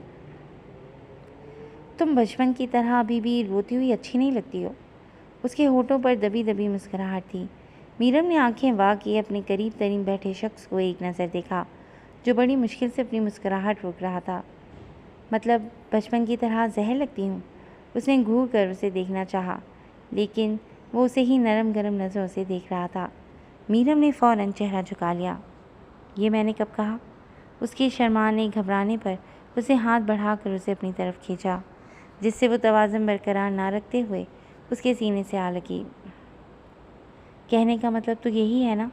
وہ اس کے سینے پر دونوں ہتھیلیاں جمائے خود کو اس سے دور رکھنے کی کوشش میں ہلکان ہوئی تھی۔ اس کی مزاحمت دیکھ کر آکاشا نے اس کی کمر کے گرد حصار ڈالے اور زور سے خود میں بھیجا تھا۔ نہیں، بلکہ کہنے کا مطلب تو یہ بھی ہو سکتا ہے کہ مجھے تمہارے آنسو اس لیے اچھے نہیں لگتے کیونکہ میں تمہیں روتا ہوا نہیں دیکھ سکتا۔ تمہارے آنسو مجھے تکلیف دیتے ہیں، اس لیے میں نہیں چاہوں گا کہ تم کبھی رو وائفی۔ اس کے الجھے بکھرے بالوں میں انگلیاں پھیرتے ہوئے وہ اس کی پیشانی چوم چکا تھا۔ یہ لڑکی اس کی زندگی میں داخل ہو کر اس کے دل میں بسنے لگی تھی، اور جو دل میں بسا ہو اس کی ہر ادا ہی نرالی لگتی ہے۔ جبکہ وہ گہری گہری سانس لیتی، اس سے شرما کر اسی کے سینے میں منہ چھپا گئی۔ یہ شخص اس کے صبر کا پھل تھا۔ 2 دن بعد ہی ان دونوں کے ولیمے کی تقریب رکھی گئی تھی۔ کاشا تو اپنے بزنس میں اتنا بزی تھا کہ اسے شاپنگ کروانے تک کی فرصت نہیں تھی۔ بہت بڑے پیمانے پر تیاری کی جا رہی تھی۔ میرم خاموش تماشائی بنی ہوئی تھی کیونکہ اسے اب تو ہجوم سے ڈر لگنے لگا تھا۔ میرم، آج شام میں تیار رہنا، کاشا تمہیں شاپنگ کروانے لے جائے گا۔ وہ اپنی میمی کا چہرہ دیکھتی نفی میں سر ہلانے لگی۔ میں کچھ نہیں جانتی، وہی تمہیں لے جائے گا۔ اپنے بیٹے کی دھمکی دیتی ہوئی وہ مسکرا دیں کیونکہ وہ جانتی تھیں کہ اس سے ڈرتی ہے۔ آپ ڈریگن صاحب سے مجھے ڈرا نہیں سکتی۔ کافی دیدہ دری سے مقابلہ کرتی وہ جھٹکے سے مڑی اور اسی ڈریگن صاحب کے بازوؤں کو تھام کر خود کو گرنے سے روکا، ورنہ منہ کے بل فرش پر گر پڑتی۔ وہ سوٹڈ بوٹڈ میں بہت ہینڈسم لگ رہا تھا۔ اس کی نظریں میرم پر جمی ہوئی تھیں۔ آپ؟ میرم کی سرسراتی ہوئی آواز پر اوکاشا نے پرسکون انداز میں ایک ابرو اونچا کیا اور اسے چھوڑ کر وہیں صوفے پر بیٹھ گیا۔ میرم بار بار اپنے ہاتھوں کو اوپر کرتی بالوں کی لٹ ٹھیک کر رہی تھی، جس سے اس کی چوڑیوں کی کھنک ماحول پر سحر طاری کرنے لگی۔ چلو، اسے چلنے کا کہتے ہوئے دوبارہ حاطب کی طرف متوجہ ہوا، جبکہ وہ جلدی سے سیڑھیاں چڑھتی کمرے میں پہنچ گئی۔ عبایا پہن کر نیچے پہنچی تو وہ گاڑی میں اس کا انتظار کرتا ہوا ملا۔ جاؤ میری جان، اور اپنی پسند کا سب کچھ لے کر آنا، فنکشن میں میری بیٹی شہزادی لگنی چاہیے۔ وہ اس کی پیشانی چوم کر اسے گاڑی تک چھوڑ کر چلی گئی، جبکہ وہ خاموشی سے گاڑی میں بیٹھ گئی۔ آج وہ ڈرائیو کر رہا تھا۔ 20 منٹ بعد ایک بہت بڑے مال کے سامنے گاڑی روک کر پہلے خود اترا، پھر اس کے ہاتھوں کو تھام کر اسے باہر نکالا۔ میرم، میں ہوں نا تمہارے ساتھ، پھر تمہیں ڈرنے کی کیا ضرورت ہے؟ اس کے یک ٹھنڈے ہاتھوں کو اپنی ہتھیلیوں میں جذب کرتے ہوئے وہ تسلی بخش انداز میں کہتا آگے بڑھ گیا، جبکہ وہ اس کے ساتھ چلتی خود کو پرسکون کر رہی تھی۔ کبھی اتنی رش والی جگہ نہیں گئی نا، اس لیے ڈر لگ رہا ہے۔ صفائی دیتی وہ اس کے ہاتھوں کی پرشدت لمس پر حیا سے سرخ پڑ گئی تھی۔ جگہ کوئی بھی ہو، تم صرف مجھے محسوس کیا کرو، پھر تمہیں بالکل ڈر نہیں لگے گا۔ اس کی انگلیوں میں اپنی انگلیاں پھنسا کر وہ اسے اپنے ہونے کا احساس دلا رہا تھا۔ میرم اس کے اتنی عزت و احترام پر دل ہی دل میں اللہ کا شکر ادا کرنے لگی۔ اچھا ہم سفر بھی کسی نعمت سے کم نہیں ہوتا۔ شاپنگ کے دوران بھی وہ اس کا ہاتھ تھامے اس سے اس کی پسند پوچھ کر ہی سب کچھ لے رہا تھا۔ کچھ اپنی پسند کی بھی چیزیں اس نے لی تھیں۔ ڈھیروں شاپنگ کروانے کے بعد وہ اسے لیے ایک ریسٹورینٹ میں پہنچا۔ ہم گھر چل کر ممی کے ساتھ ہی کھانا کھا لیں گے۔ وہ یہاں رش دے کر گاڑی سے نکلنا ہی نہیں چاہ رہی تھی۔ تمہاری ممی کچھ نہیں بولیں گی، اس لیے آرام سے اترو اور اندر چلو، موسم کتنا خوبصورت ہو رہا ہے۔ اس کی طرف کا دروازہ کھول کر وہ اسے لیے اندر داخل ہوا اور سب سے الگ تھلگ ایک ٹیبل پر بیٹھ گیا۔ برقی کمکموں سے سجایا گیا یہ ریسٹورینٹ بہت ہی خوبصورت منظر پیش کر رہا تھا۔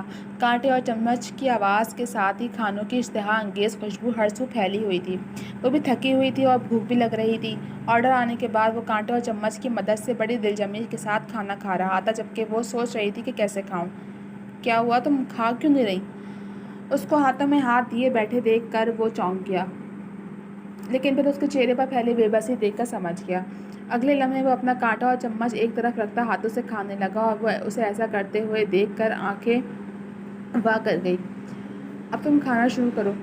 بنا کچھ کہے وہ اسے کھانے کی تاکید کرتا خود سیر ہو کر کھانے لگا۔ میرم بھی مسکراتے ہوئے ہاتھوں سے سکون سے کھانا شروع ہو گئی۔ اوکاشا کے کہنے پر ہی ان کے لان کو بہت خوبصورتی سے سجایا گیا تھا۔ ایونٹ آرگنائزر نے اپنی پوری محنت لگا دی تھی۔ ہر طرف برقی کمکموں سے سجایا گیا محل نما وہ گھر بہت خوبصورت منظر پیش کر رہا تھا۔ میرم کو گھر پر ہی بیوٹیشین نے آ کر تیار کر دیا تھا۔ وہ اس وقت اپنے کمرے میں شیشے کے سامنے دلہن بنی بیٹھی ہوئی تھی۔ آج اس کے چہرے پر خوشی اور مسرت تھی۔ ایسا لگ رہا تھا جیسے آج وہ پہلی بار دلہن بنی ہو۔ اس کے جذبات اور احساسات بدلے ہوئے تھے۔ دل ایک الگ لے پہ دھڑک رہا تھا۔ بیوٹیشین باہر چلی گئی تھی۔ اس وقت کمرے میں وہ تنہا تھی جب دروازہ کھل کر کوئی اندر داخل ہوا۔ وہ مڑ کر دیکھتی اس سے پہلے ہی اسے اپنے قریب ایک مخصوص خوشبو محسوس ہوئی۔ وہ فوراً پہچان گئی تھی کہ کون اس کے قریب ترین ہے۔ جبکہ دوسری سمت وہ شیشے میں اس کا عکس دیکھتا کتنے ہی پل تک گونگا رہ گیا۔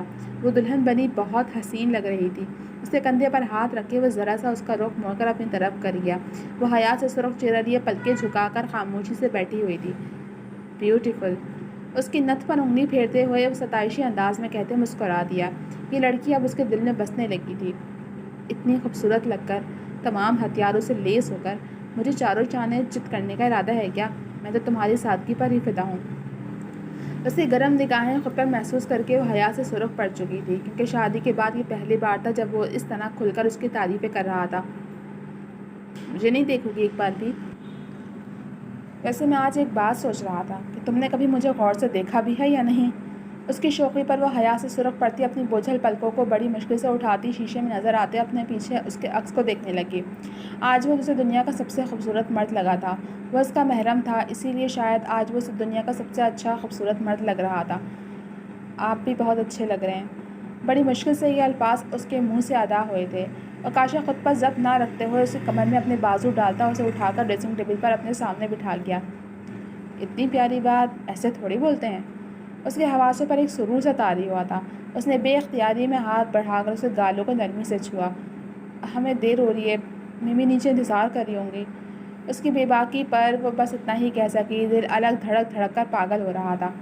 میری معصوم بیوی۔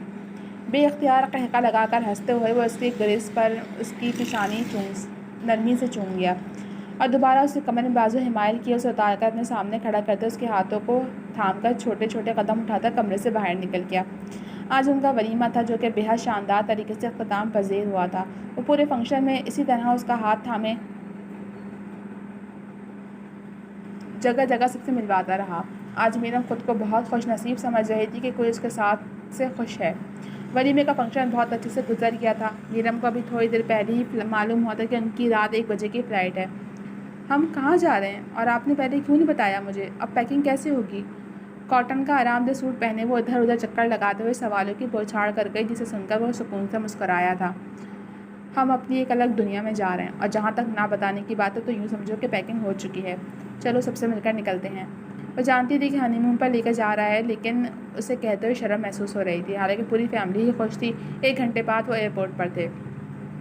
صبح سورج کی پہلی کرن کے ساتھ ہی اس کی آنکھ کھلی اور بے حد خوبصورت حسین مناظر نظروں کے سامنے سے گزرے تھے۔ ہرے بھرے پہاڑ اور سرسبز میدان جہاں دور دور تک بس سبزہ ہی سبزہ نظر آ رہا تھا۔ وہ اپنے ہاتھوں میں الجھے اس کے ہاتھوں پر گرفت سخت کرتے ہوئے خوشی سے چیخ پڑی، ہم کشمیر میں ہیں! اس کی خوشی پر وہ مسکرا دیا۔ اسے زندگی حسین اور دلکش لگ رہی تھی۔ یہ لڑکی دھیرے دھیرے اسے خود سے محبت کرنے پر مجبور کر رہی تھی۔ یہ کشمیر کا ضلع بڈگام ہے اور سب سے پہلے ہم دودھ پتھری جائیں گے۔ گاڑی ڈرائیور چلا رہا تھا جبکہ وہ دونوں ایک ساتھ پچھلی سیٹ پر بیٹھے ہوئے تھے۔ اس کے جواب پر وہ متجسس سی باہر دیکھنے لگی۔ دودھ پتھری ریاست جموں اور کشمیر کا ایک سیاحتی مقام اور پہاڑی اسٹیشن ہے جو جموں کشمیر کے بڈگام ضلع میں واقع ہے۔ یہ سمندر کی سطح سے 8,907 فٹ کی اونچائی پر ہے۔ وہ اس کو یہاں کی لوکل جانکاری فراہم کرنے لگا۔ دودھ پتھری کا کیا مطلب ہوتا ہے؟ وہ اس کی طرف رخ موڑ کر بیٹھ گئی تھی۔ تجسس اس کی آنکھوں سے جھلک رہا تھا۔ وہ کاشا اس کی خوشی پر زہریلا مسکرایا۔ دودھ پتھری کا مطلب ہے دودھ کی وادی، اور اس کا نام دودھ پتھری کیوں پڑا یہ ایک لمبی کہانی ہے۔ اس کی انگلیوں میں اپنی انگلیاں پھنسا کر وہ اسے اپنے حصار میں قید کر گیا، جبکہ ڈرائیور کے ہوتے ہوئے اس کی بے باکی پر وہ پسینہ پسینہ ہوئی تھی۔ گاڑی سرسبز میدانوں اور پہاڑوں کے درمیان سے نکل کر آگے بڑھ رہی تھی جب وہ پھر اسے وہاں کے متعلق بتانا شروع ہو گیا۔ یہ جو پانی سب گھاس کے میدانوں سے گزر رہا ہے وہ دور سے دودھ جیسا نظر آ رہا ہے اور یہ پورے سال ٹھنڈا رہتا ہے۔ دودھ پتھری سے مغرب میں مشہور توسا میدان ہے۔ سفر ابھی بھی جاری تھا اور وہ ہنوز اسے لوکل جانکاری فراہم کر رہا تھا۔ ہرے بھرے وسیع اور عریض میدان جس کے درمیان بہتی ندیاں جو چمکتی دمکتی نظر آ رہی تھیں وہ بڑے تجسس و جستجو سے دیکھ رہی تھی۔ اپنا گاؤں چھوڑ کر وہ پہلی بار شہر پہنچی تھی اور اب پہلی ہی بار کہیں گھومنے پھرنے نکلی تھی۔ اور بھی کچھ بتائیں نا اس جگہ کے بارے میں۔ اس کی ہتھیلیوں پر دباؤ ڈالتے ہوئے اس کی طرف دیکھنے لگی، جبکہ اس کی سطح پر نثار ہوتے ہوئے وہ اس کے گرد حصار ڈالے دوبارہ اسے بتانا شروع ہو گیا۔ ہمالیہ کے پیر پنجال سلسلے میں دودھ پتھری ایک پیالے کی شکل کی وادی ہے۔ یہ ایک الپائن وادی ہے جو برف پوش پہاڑوں اور پائن فر اور دیودر کے گھاس کے میدانوں سے ڈھکی ہوئی ہے۔ ایک ہری بھری جگہ گاڑی رکوا کر وہ اترتا، اس کا ہاتھ تھامے اسے بھی اپنے ساتھ لیے آگے بڑھا تھا۔ پھولوں اور ہری بھری پتیوں سے سجے پودوں کو دیکھ کر وہ پاگل ہو رہی تھی۔ قدرتی گھاس کے میدان ہیں جو سردیوں میں برف سے ڈھکے ہوتے ہیں اور موسم بہار یا گرمی میں جنگلی پھولوں سے لد جاتے ہیں۔ وہ بڑے غور سے اس کی باتیں سن رہی تھی، جیسے اس وقت اس سے زیادہ ضروری کچھ بھی نہیں۔ جنگلی پھول کیسے ہوتے ہیں اور کیا یہاں پر ہیں؟ وہ اس کے ساتھ آگے بڑھتی ہوئی پوچھ بیٹھی۔ سامنے جھرنا دکھائی دیا، جسے دیکھ کر وہ ایک پتھر پر بیٹھ گئی، جبکہ وہ اس کی جلد بازی پر اسے ڈانٹ بھی نہیں سکا۔ جنگلی پھول مطلب گل داؤدی، فراموش می نوٹس اور بٹر کپ وغیرہ۔ اس کے ہاتھوں کو تھام کر وہ بھی ایک پتھر پر بیٹھ گیا۔ یہ اتنی ساری بھیڑ اور بکریاں! وہ گھاس کے میدانوں میں دیکھتی ہوئی خوشی سے چیخ پڑی۔ اس کی خوشی دیکھ کر وہ بھی خوش ہوا تھا۔ یہاں برف باری کی وجہ سے کوئی مستقل بستی نہیں ہے۔ شدید برف باری میں یہاں رہنا بہت ہی مشکل ثابت ہو جاتا ہے۔ بڈگام کے میدانی علاقوں سے چرواہے گرمیوں میں آتے ہیں اور 6 ماہ تک مستقل یہاں رہ کر واپس لوٹ جاتے ہیں۔ اس کے اسکارف کی پن ٹھیک کرتے وہ اس کے قریب آ چکا تھا۔ بیگم کی بولتی وہیں بند ہو گئی اور وہ حیا سے سرخ پڑتی چہرہ جھکا کر اسے مسکرانے پر مجبور کر گئی۔ تم اس طرح سرخ پڑتی شرماتی ہوئی کافی پیاری لگتی ہو۔ ویسے تم مجھے پہلے کیوں نہیں پیاری لگتی تھی؟ اس کے بکھرے ہوئے بالوں کو اسکارف کے اندر انگلی کی پولوں سے ڈالتے ہوئے وہ اسے اپنی پرتپش نظروں سے دیکھتا پگھلا چکا تھا۔ اس کا بھرپور جائزہ لیتے ہوئے دھیمے پن سے مسکرایا۔ نہ جانے کیوں یہ لڑکی اب اسے دنیا کی سب سے حسین ترین لڑکی لگ رہی تھی۔ یہ شاید محرم ہونے کی کشش تھی جو اسے اپنی طرف کھینچ رہی تھی، جو اسے محبت کرنے پر مجبور کر رہی تھی۔ کیونکہ تب آپ میرے محرم نہیں تھے، مجھے ان نظروں سے نہیں دیکھتے تھے، بلکہ مجھے کزن کی حیثیت سے بھی نہیں دیکھتے تھے۔ اور یہ تو اور بھی اچھا ہے نا، لیکن اب آپ کو کوئی اور اچھا بھی نہیں لگنا چاہیے، صرف میں ہی اچھی لگنا چاہتی ہوں۔ وہ اس کی شدت بھری باتیں اور اس کی حرکتوں پر حیران ہو چکا تھا۔ پہلی بار وہ اس طرح کھل کر اس سے اظہار کر رہی تھی، اور تو اور اس کی کمر کے گرد حصار ڈالے اس کے سینے پر سر رکھ چکی تھی۔ کاشا مسکراتے ہوئے اسے خود میں بھیج گیا۔ کتنے ہی پل یوں ایک دوسرے میں گم گزرے تھے، دونوں ہی ایک دوسرے کو محسوس کرتے ہوئے اپنے دل میں ایک ٹھنڈک اترتی محسوس کر رہے تھے۔ ٹھنڈک بڑھ رہی ہے، چلو تمہیں ایک گاؤں دکھاتا ہوں۔ وہ اس کی ہتھیلیوں کو سہلاتے ہوئے اسے دوبارہ گاڑی میں بٹھا چکا تھا، جبکہ اب وہ خاموشی سے بس گزرتے ہوئے منظر میں کھوئی ہوئی تھی۔ وہ لوگ 3 کلومیٹر کا سفر طے کر کے مچپتھری پہنچے۔ مچپتھری کا مطلب شلجم کی وادی۔ یہ ایک چھوٹا سا گاؤں ہے جو دریائے شالی گنگا کے کنارے واقع ہے۔ وہ پتھروں سے بنی سڑک پر اس کا ہاتھ تھامے چھوٹے چھوٹے قدم اٹھاتا ہوا آگے بڑھ رہا تھا، جبکہ وہ ان حسین نظاروں سے لطف اندوز ہوتی اس کی باتیں بھی سن رہی تھی۔ یہاں سے 10 کلومیٹر دور پہاڑ کی چوٹی پر ایک خوبصورت گھاس کا میدان ہے جسے ڈسکل کہتے ہیں۔ خیر ہم یہاں سے یوسمرگ جائیں گے۔ وہ اسے چھوٹی سے چھوٹی جانکاری فراہم کرتا ہوا اس کی نیند سے بھری ہوئی آنکھوں کو دیکھ کر دوبارہ گاڑی میں بیٹھتا اس کا سر اپنے کاندھے پر رکھ چکا تھا۔ وہ بھی آنکھیں موندے فوراً نیند کی آغوش میں اتر گئی۔ یوسمرگ پہنچتے ہی ہوٹل میں بک شدہ اپنے کمرے میں پہنچ کر سب سے پہلے دونوں ہی نے فریش ہو کر کھانا کھایا۔ اتنے لمبے سفر کے بعد وہ تھک چکی تھی، اس لیے گھومنے پھرنے کا ارادہ ترک کر کے وہ دونوں ہی سونے کے لیے لیٹ گئے۔ ابھی تھوڑی ہی دیر ہوئی تھی جب آکاشا کے موبائل پر کال موصول ہوئی، جسے سن کر وہ اسے سوتا ہوا چھوڑ کر کمرہ لاک کر کے باہر نکل گیا، جبکہ وہ اس کے اس طرح چھوڑ کر جانے پر نیند سے بھری آنکھیں لیے اٹھ بیٹھی تھی۔ ذہن بھٹک بھٹک کر اسی کی سمت جا رہا تھا، نہ جانے وہ بغیر بتائے کہاں چلا گیا۔ اس کی نیند اڑ چکی تھی۔ دروازہ کھول کر وہ بالکنی میں کھڑی ہوئی جہاں سے پورا یوسمرگ دکھائی دے رہا تھا۔ لکڑی کے مکانوں سے نکلتی روشنی برقی کمکموں کی طرح لگ رہی تھی۔ ہوٹل کا لان بڑی خوبصورتی سے سجا ہوا تھا۔ اتنی ٹھنڈ ہونے کے باوجود بھی لان میں اچھے خاصے لوگ چہل قدمی کرتے ہوئے دکھائی دے رہے تھے۔ اس کی نظر بھٹک کر ایک جگہ تھم چکی تھی۔ سامنے ہی وہ ایک خوبصورت سی لڑکی کے ساتھ مسکراتے ہوئے باتیں کرتا نظر آ گیا، یعنی اسے تنہا چھوڑ کر اس کا شوہر کسی اور لڑکی کے ساتھ تھا۔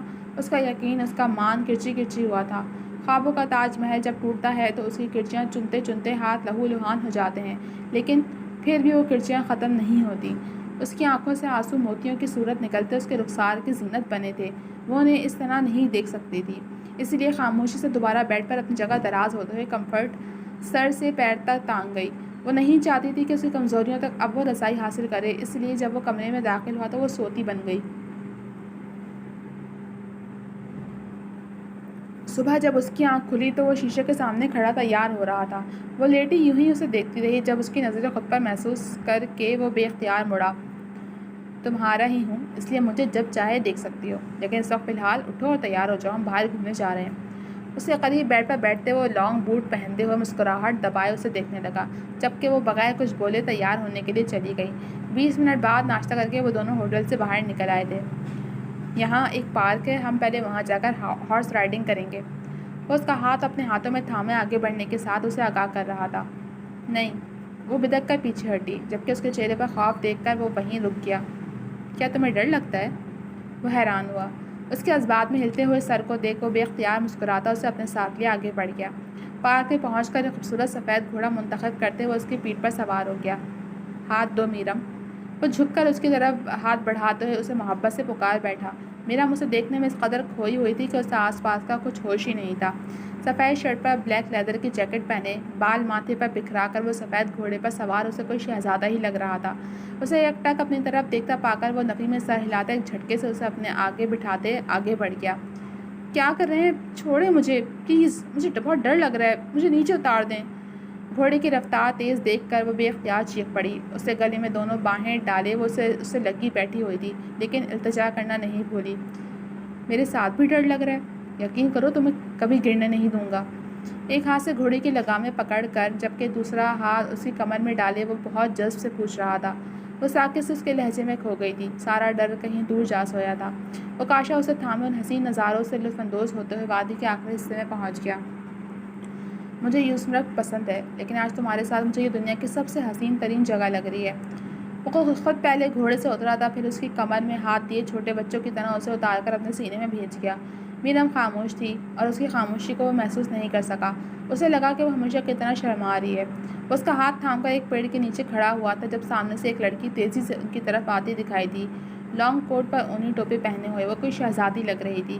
میرم کو سیکنڈ لگا تھا پہچاننے میں کہ یہ وہی لڑکی ہے جسے رات میں اس نے اوکاشا کے ساتھ دیکھا تھا۔ اس لڑکی کو دیکھ کر اوکاشا اسے چھوڑتے ہوئے تیزی سے اس کی طرف بڑھا۔ وہ وہیں ساکت سی کھڑی رہ گئی۔ اسے لگا کہ وہ کبھی آگے نہیں بڑھ سکے گی۔ وہ دونوں بہت دیر تک گفتگو کرتے رہے اور میرم پیڑ سے لگ کر کھڑی بس ان دونوں کو دیکھتی رہی، لیکن جب اس کی برداشت سے باہر ہوا تو اس کے پیر خود بخود ہی پیچھے کی طرف مڑ گئے۔ وہ ان حسین وادیوں میں بنا سوچے سمجھے اندھا دھند بس بھاگتی رہی۔ اسے بار بار لگ رہا تھا کہ کوئی اسے پیچھے سے آواز دے رہا ہے، لیکن وہ مڑ کر دیکھنا بھی نہیں چاہتی تھی۔ تھوڑی دیر بعد اوکاشا اس کی موجودگی نہ محسوس کرتے ہوئے پیچھے مڑا اور ساکت رہ گیا۔ وہ کہیں نہیں تھی۔ اسے لگا کہ وہ گھوڑے پر دوبارہ بیٹھنے کے ڈر سے چلی گئی ہوگی۔ وہ ان حسین وادیوں میں اس کا نام پکارتے ہوئے پاگل ہو گیا تھا۔ اس کی بیوی اب اس کے دل کی ملکہ تھی، اب وہ اسے نہ پا کر تڑپ رہا تھا۔ 45 منٹ چلنے کے بعد وہ اسے یوسمرگ کے ہرے بھرے وسیع و عریض میدانوں میں دور ایک درخت کے نیچے بیٹھی نظر آئی۔ وہ بھاگ کر اس تک پہنچتے خود بھی گھٹنوں کے بل بیٹھتے اس کا چہرہ اوپر کیا تھا۔ رویا رویا سرخ سوجا ہوا چہرہ، بھیگی ہوئی پلکیں، جسے دیکھ کر وہ بے اختیاری بے قراری سے اسے خود میں بھیج کر رو پڑا۔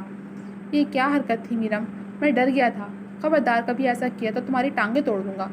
وہ سسکتی ہوئی اپنی بیوی کو خود میں بھیجے دھمکیاں دینے لگا، جبکہ وہ رونا بھول کر اسے کندھے سے سر اٹھاتے ہوئے اس کی نم پلکوں کو دیکھ کر ساکت رہ گئی۔ کیا وہ اس کے لیے رو رہا تھا؟ نہیں، میں بھی اتنی اہم نہیں کسی کے لیے جو میرے لیے کوئی اپنے آنسو ضائع کرے۔ اس کا چہرہ دیکھتے ابھی بھی سسک رہی تھی۔ کیوں بھاگی تم؟ پتہ ہے میں کتنا ڈر گیا تھا؟ اس کے چہرے کے گرد اپنی ہتھیلیوں کا پیالہ بنا کر وہ بڑی شدت سے پوچھ رہا تھا۔ اس لڑکی کو یاد کر کے وہ اس سے اپنا آپ چھڑوا کر اٹھ کھڑی ہوئی، جبکہ وہ اپنے خالی ہاتھوں کو دیکھ کر اب اس کے رویے پر نظر ثانی کرنے لگا۔ وہ اسے کل سے بدلی ہوئی لگ رہی تھی، لیکن کیوں؟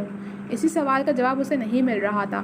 اچانک اس کے ذہن میں خیال آیا اور اس نے سر اٹھا کر اس کے بکھرے ہوئے وجود کو دیکھا۔ تو کیا وہ اسے ایک لڑکی کے ساتھ دیکھ کر اس قدر شدت سے چھٹکارا حاصل کرنے پر مجبور تھی، یا اسے کسی کے ساتھ نہیں دیکھ سکتی تھی؟ وہ سمجھ چکا تھا، لیکن اب وہ خود سے اس سے پوچھنا نہیں چاہتا تھا۔ وہ اپنے جھٹکے ہوئے ہاتھ کو دوبارہ تب تک اس کی طرف نہیں بڑھانا چاہتا تھا جب تک وہ خود آگے بڑھ کر اس کا ہاتھ نہ تھام لے۔ اوکاشا بنا کچھ بولے اٹھا اور ہوٹل کی طرف روانہ ہو گیا۔ اسے کمرے میں چھوڑ کر وہ دوبارہ کہیں نکل گیا، جبکہ میرم اس کے خاموشی اختیار کر لینے پر حیران رہ گئی۔ ناراض تو اسے ہونا تھا، الٹا وہ خود اس سے ناراض ہو گیا۔ شام میں واپس آنے کے بعد وہ بنا اسے مخاطب کیے پیکنگ کرنے لگا۔ انہیں یہاں ہفتے بھر کے لیے ٹھہرنا تھا۔ کل ہی تو اس نے بتایا تھا، پھر آج اچانک کو پیکنگ کیوں کرنے لگا؟ میرم اسے اپنی چیزیں سمیٹتے ہوئے دیکھ کر جلدی جلدی اپنی پیکنگ کرنے لگی۔ درمیان میں ہی اس کا موبائل بجنے لگا۔ میمی کی کال دیکھ کر وہ فوراً فون ریسیو کرتے ہوئے بالکنی میں چلی گئی۔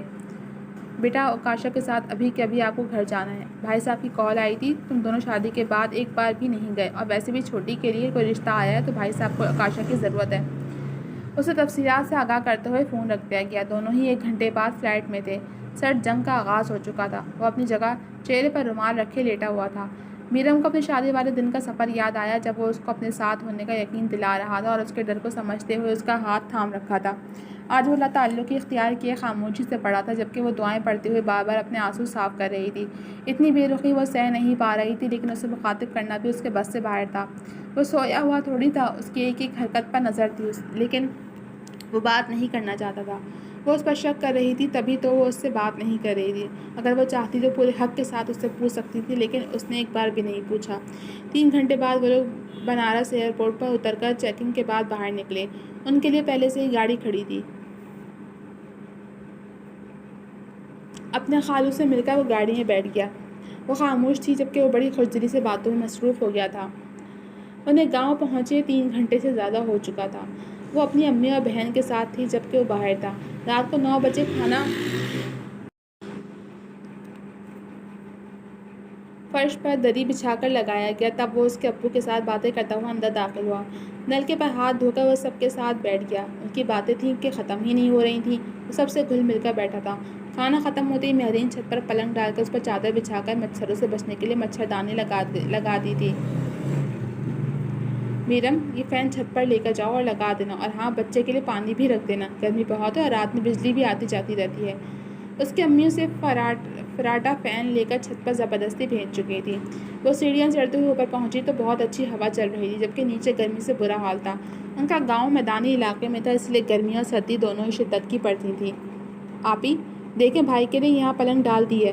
ویسے تو انہیں اے سی کی عادت ہوگی لیکن یہاں تو بجلی ہی رات میں آتی جاتی ہے۔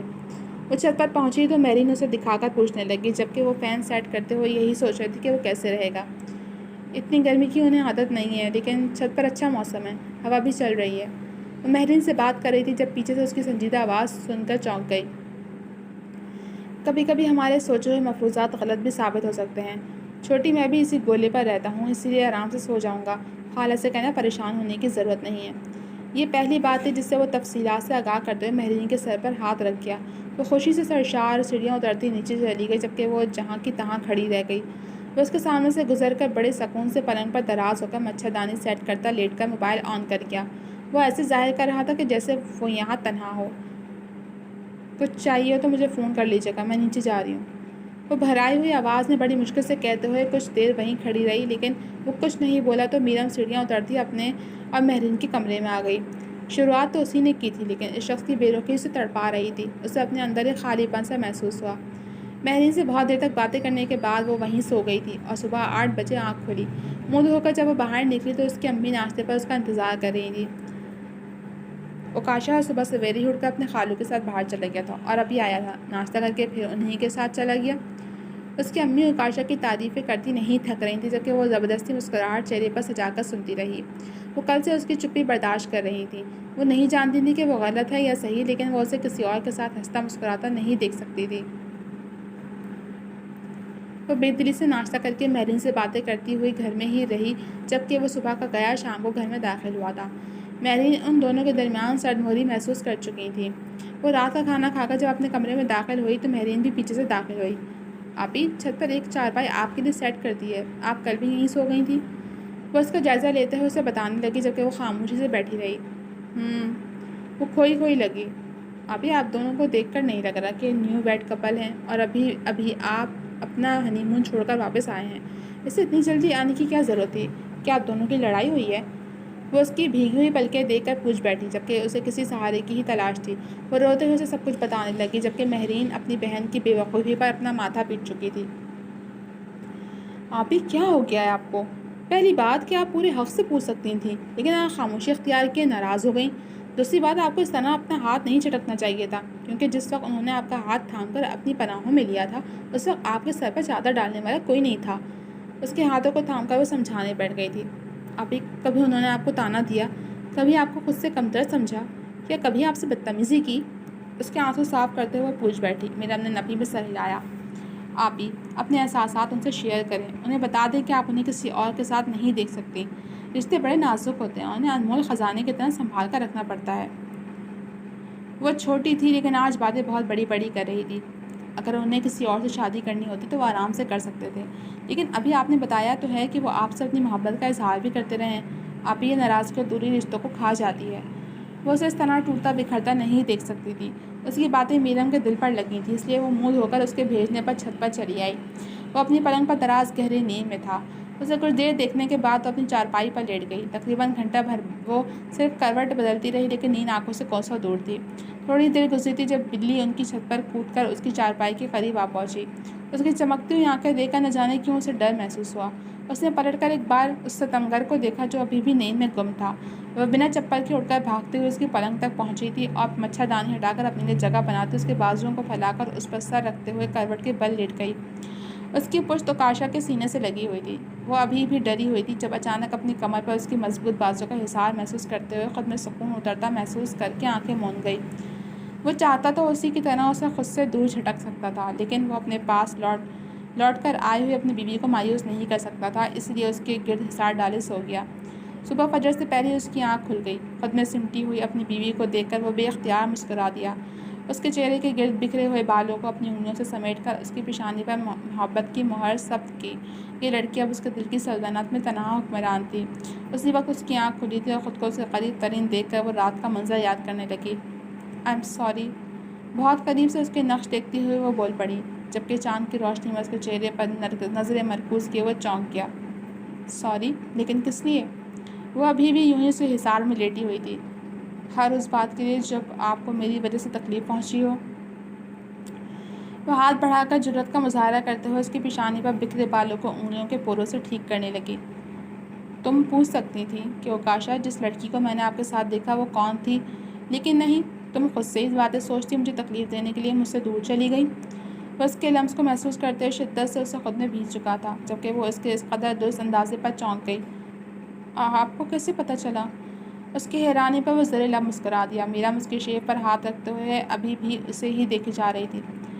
تمہاری رگ رگ سے واقف ہوں، اور ویسے بھی جو دل میں بستا ہو اس کا ہر انداز دل محسوس کر جاتا ہے۔ تم نے جب میرے بڑے ہوئے ہاتھوں کو جھٹکا تھا میں اسی وقت جان گیا تھا۔ اس کی سوجی ہوئی پلکوں پر انگلی پھیرتے ہوئے وہ اسے شرمندہ کر چکا تھا۔ آپ مجھے یوں ملے ہیں جیسے تپتے ہوئے صحرا میں بارش کی پہلی بوند، جیسے خزاں کے بعد بہار کا موسم۔ میرم نے اس کے انہی ہاتھوں کو تھام کر اپنے لبوں سے چوم لیا جنہیں اس نے جھٹکا تھا۔ اس کی شدت پر وہ بے اختیار ہوا تھا۔ آپ میری پرسنل پراپرٹی ہیں، میں آپ کو کبھی بھی کسی کے ساتھ بانٹ نہیں سکتی۔ آپ کبھی مجھ سے ناراض مت ہوئیے گا، کیونکہ میں آپ کی بے رخی برداشت نہیں کر سکتی۔ اس کی آنکھوں سے ایک آنسو ٹوٹ کر اوکاشا کے گال پر گرا تھا۔ وہ ابھی اس کے اظہار میں کھویا ہوا تھا جب اپنی پیشانی پر اس کے لبوں کا لمس محسوس کرتے پاگل ہوا۔ مجھے کسی اور کا ہونے میں کوئی انٹرسٹ نہیں، کیونکہ میں صرف اور صرف تمہارا ہوں۔ وعدہ کیا تھا نا کہ کبھی تمہیں گرنے نہیں دوں گا، تو وعدہ خلافی کیسے کر سکتا ہوں؟ اپنے سینے میں چھپے اس کے چہرے کو باہر نکال کر اس کی سرخ سوجی ہوئی پلکوں پر محبت سے لب رکھے وہ آنکھیں نیچے سے سونا محسوس کر رہی تھی۔ تم روئی تھی؟ اس سے گالوں پر انگلیاں پھیرتے ہوئے پوچھ بیٹھا۔ اس نے بنا دیر کے اس بات میں سر ہلایا۔ کیوں؟ وہ جانتا تھا پھر بھی اس کے منہ سے سننا چاہتا تھا۔ کیونکہ آپ مجھ سے بات نہیں کر رہے تھے، ناراض ہو گئے تھے، اب مجھ سے آپ کی ناراضگی برداشت نہیں ہو رہی تھی۔ اس کے کھل کر کہنے پر وہ بے اختیار کہکا لگاتے ہوئے اسے خود میں بھینچ گیا۔ میری معصوم بیوی، میں تو بس تمہارا ساتھ دے رہا تھا۔ ابھی بھی مسکراہٹ اس کے چہرے پر تھی۔ وہ اپنی معصوم بیوی کے ان معصوم اداؤں پر فدا کیسے نہ ہوتا۔ ناراضگی اور غصہ اپنی جگہ، لیکن تم اب رونا نہیں، کیونکہ مجھے تمہاری یہ سوجی ہوئی پلکیں بہت ڈسٹرب کرتی ہیں۔ اوکاشا اس کی پلکوں پر نرمی سے پیار نچھاور کرتے ہوئے ہدایت دینے لگا۔ ناراضگی اور غصہ اپنی جگہ، لیکن آپ بھی مجھ سے بات چیت کرنا بند نہیں کریے گا، کیونکہ مجھے آپ کی بے رخی بہت رلاتی ہے۔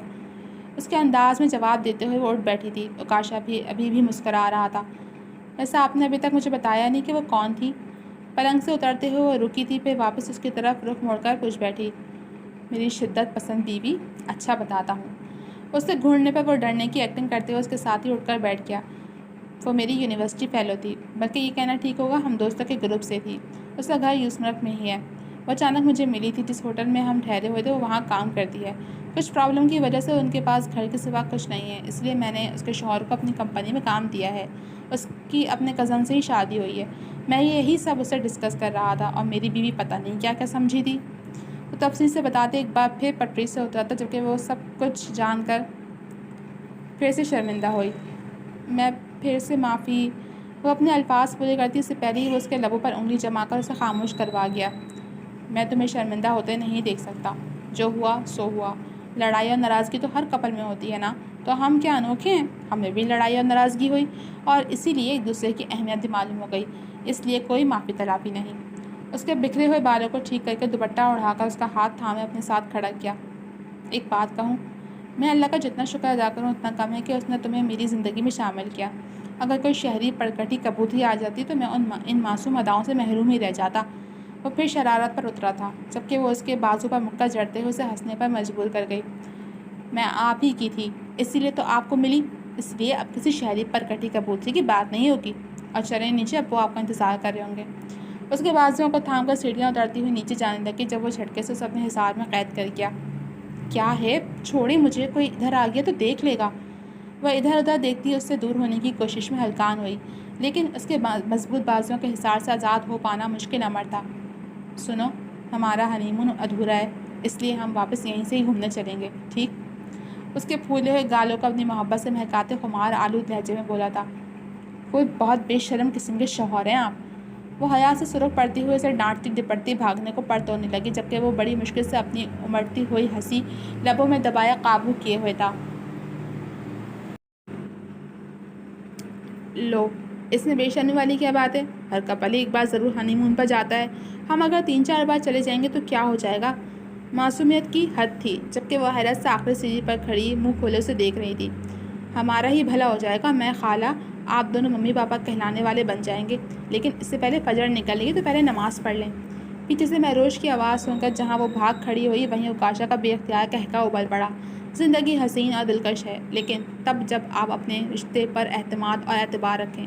ذرا سا جھول اور رشتے موتیوں کی طرح بکھر جائیں گے، اور جب آپ انہیں سمیٹنے کی کوشش کریں گے تو سالوں گزر چکے ہوں گے، اور تب تک آپ کو صرف راکھ کا ڈھیر ملے گا۔ ختم شد۔ السلام علیکم ورحمۃ اللہ وبرکاتہ۔ امید ہے آپ کو یہ سنڈے اسپیشل ناول پسند آیا ہوگا اور کچھ سیکھنے کو بھی ملا ہوگا، کیونکہ سبق آموز کہانیاں لکھنا ہی میری پہلی ترجیح ہے۔ اپنی زندگی کو خوبصورت بنائیں اور مجھے اپنی دعاؤں میں یاد رکھیں۔ آگاہ ضرور کیجیے گا کہ آپ کو ناول کیسا لگا، مجھے انتظار رہے گا۔ شکریہ، جزاک اللہ خیراً کثیرا۔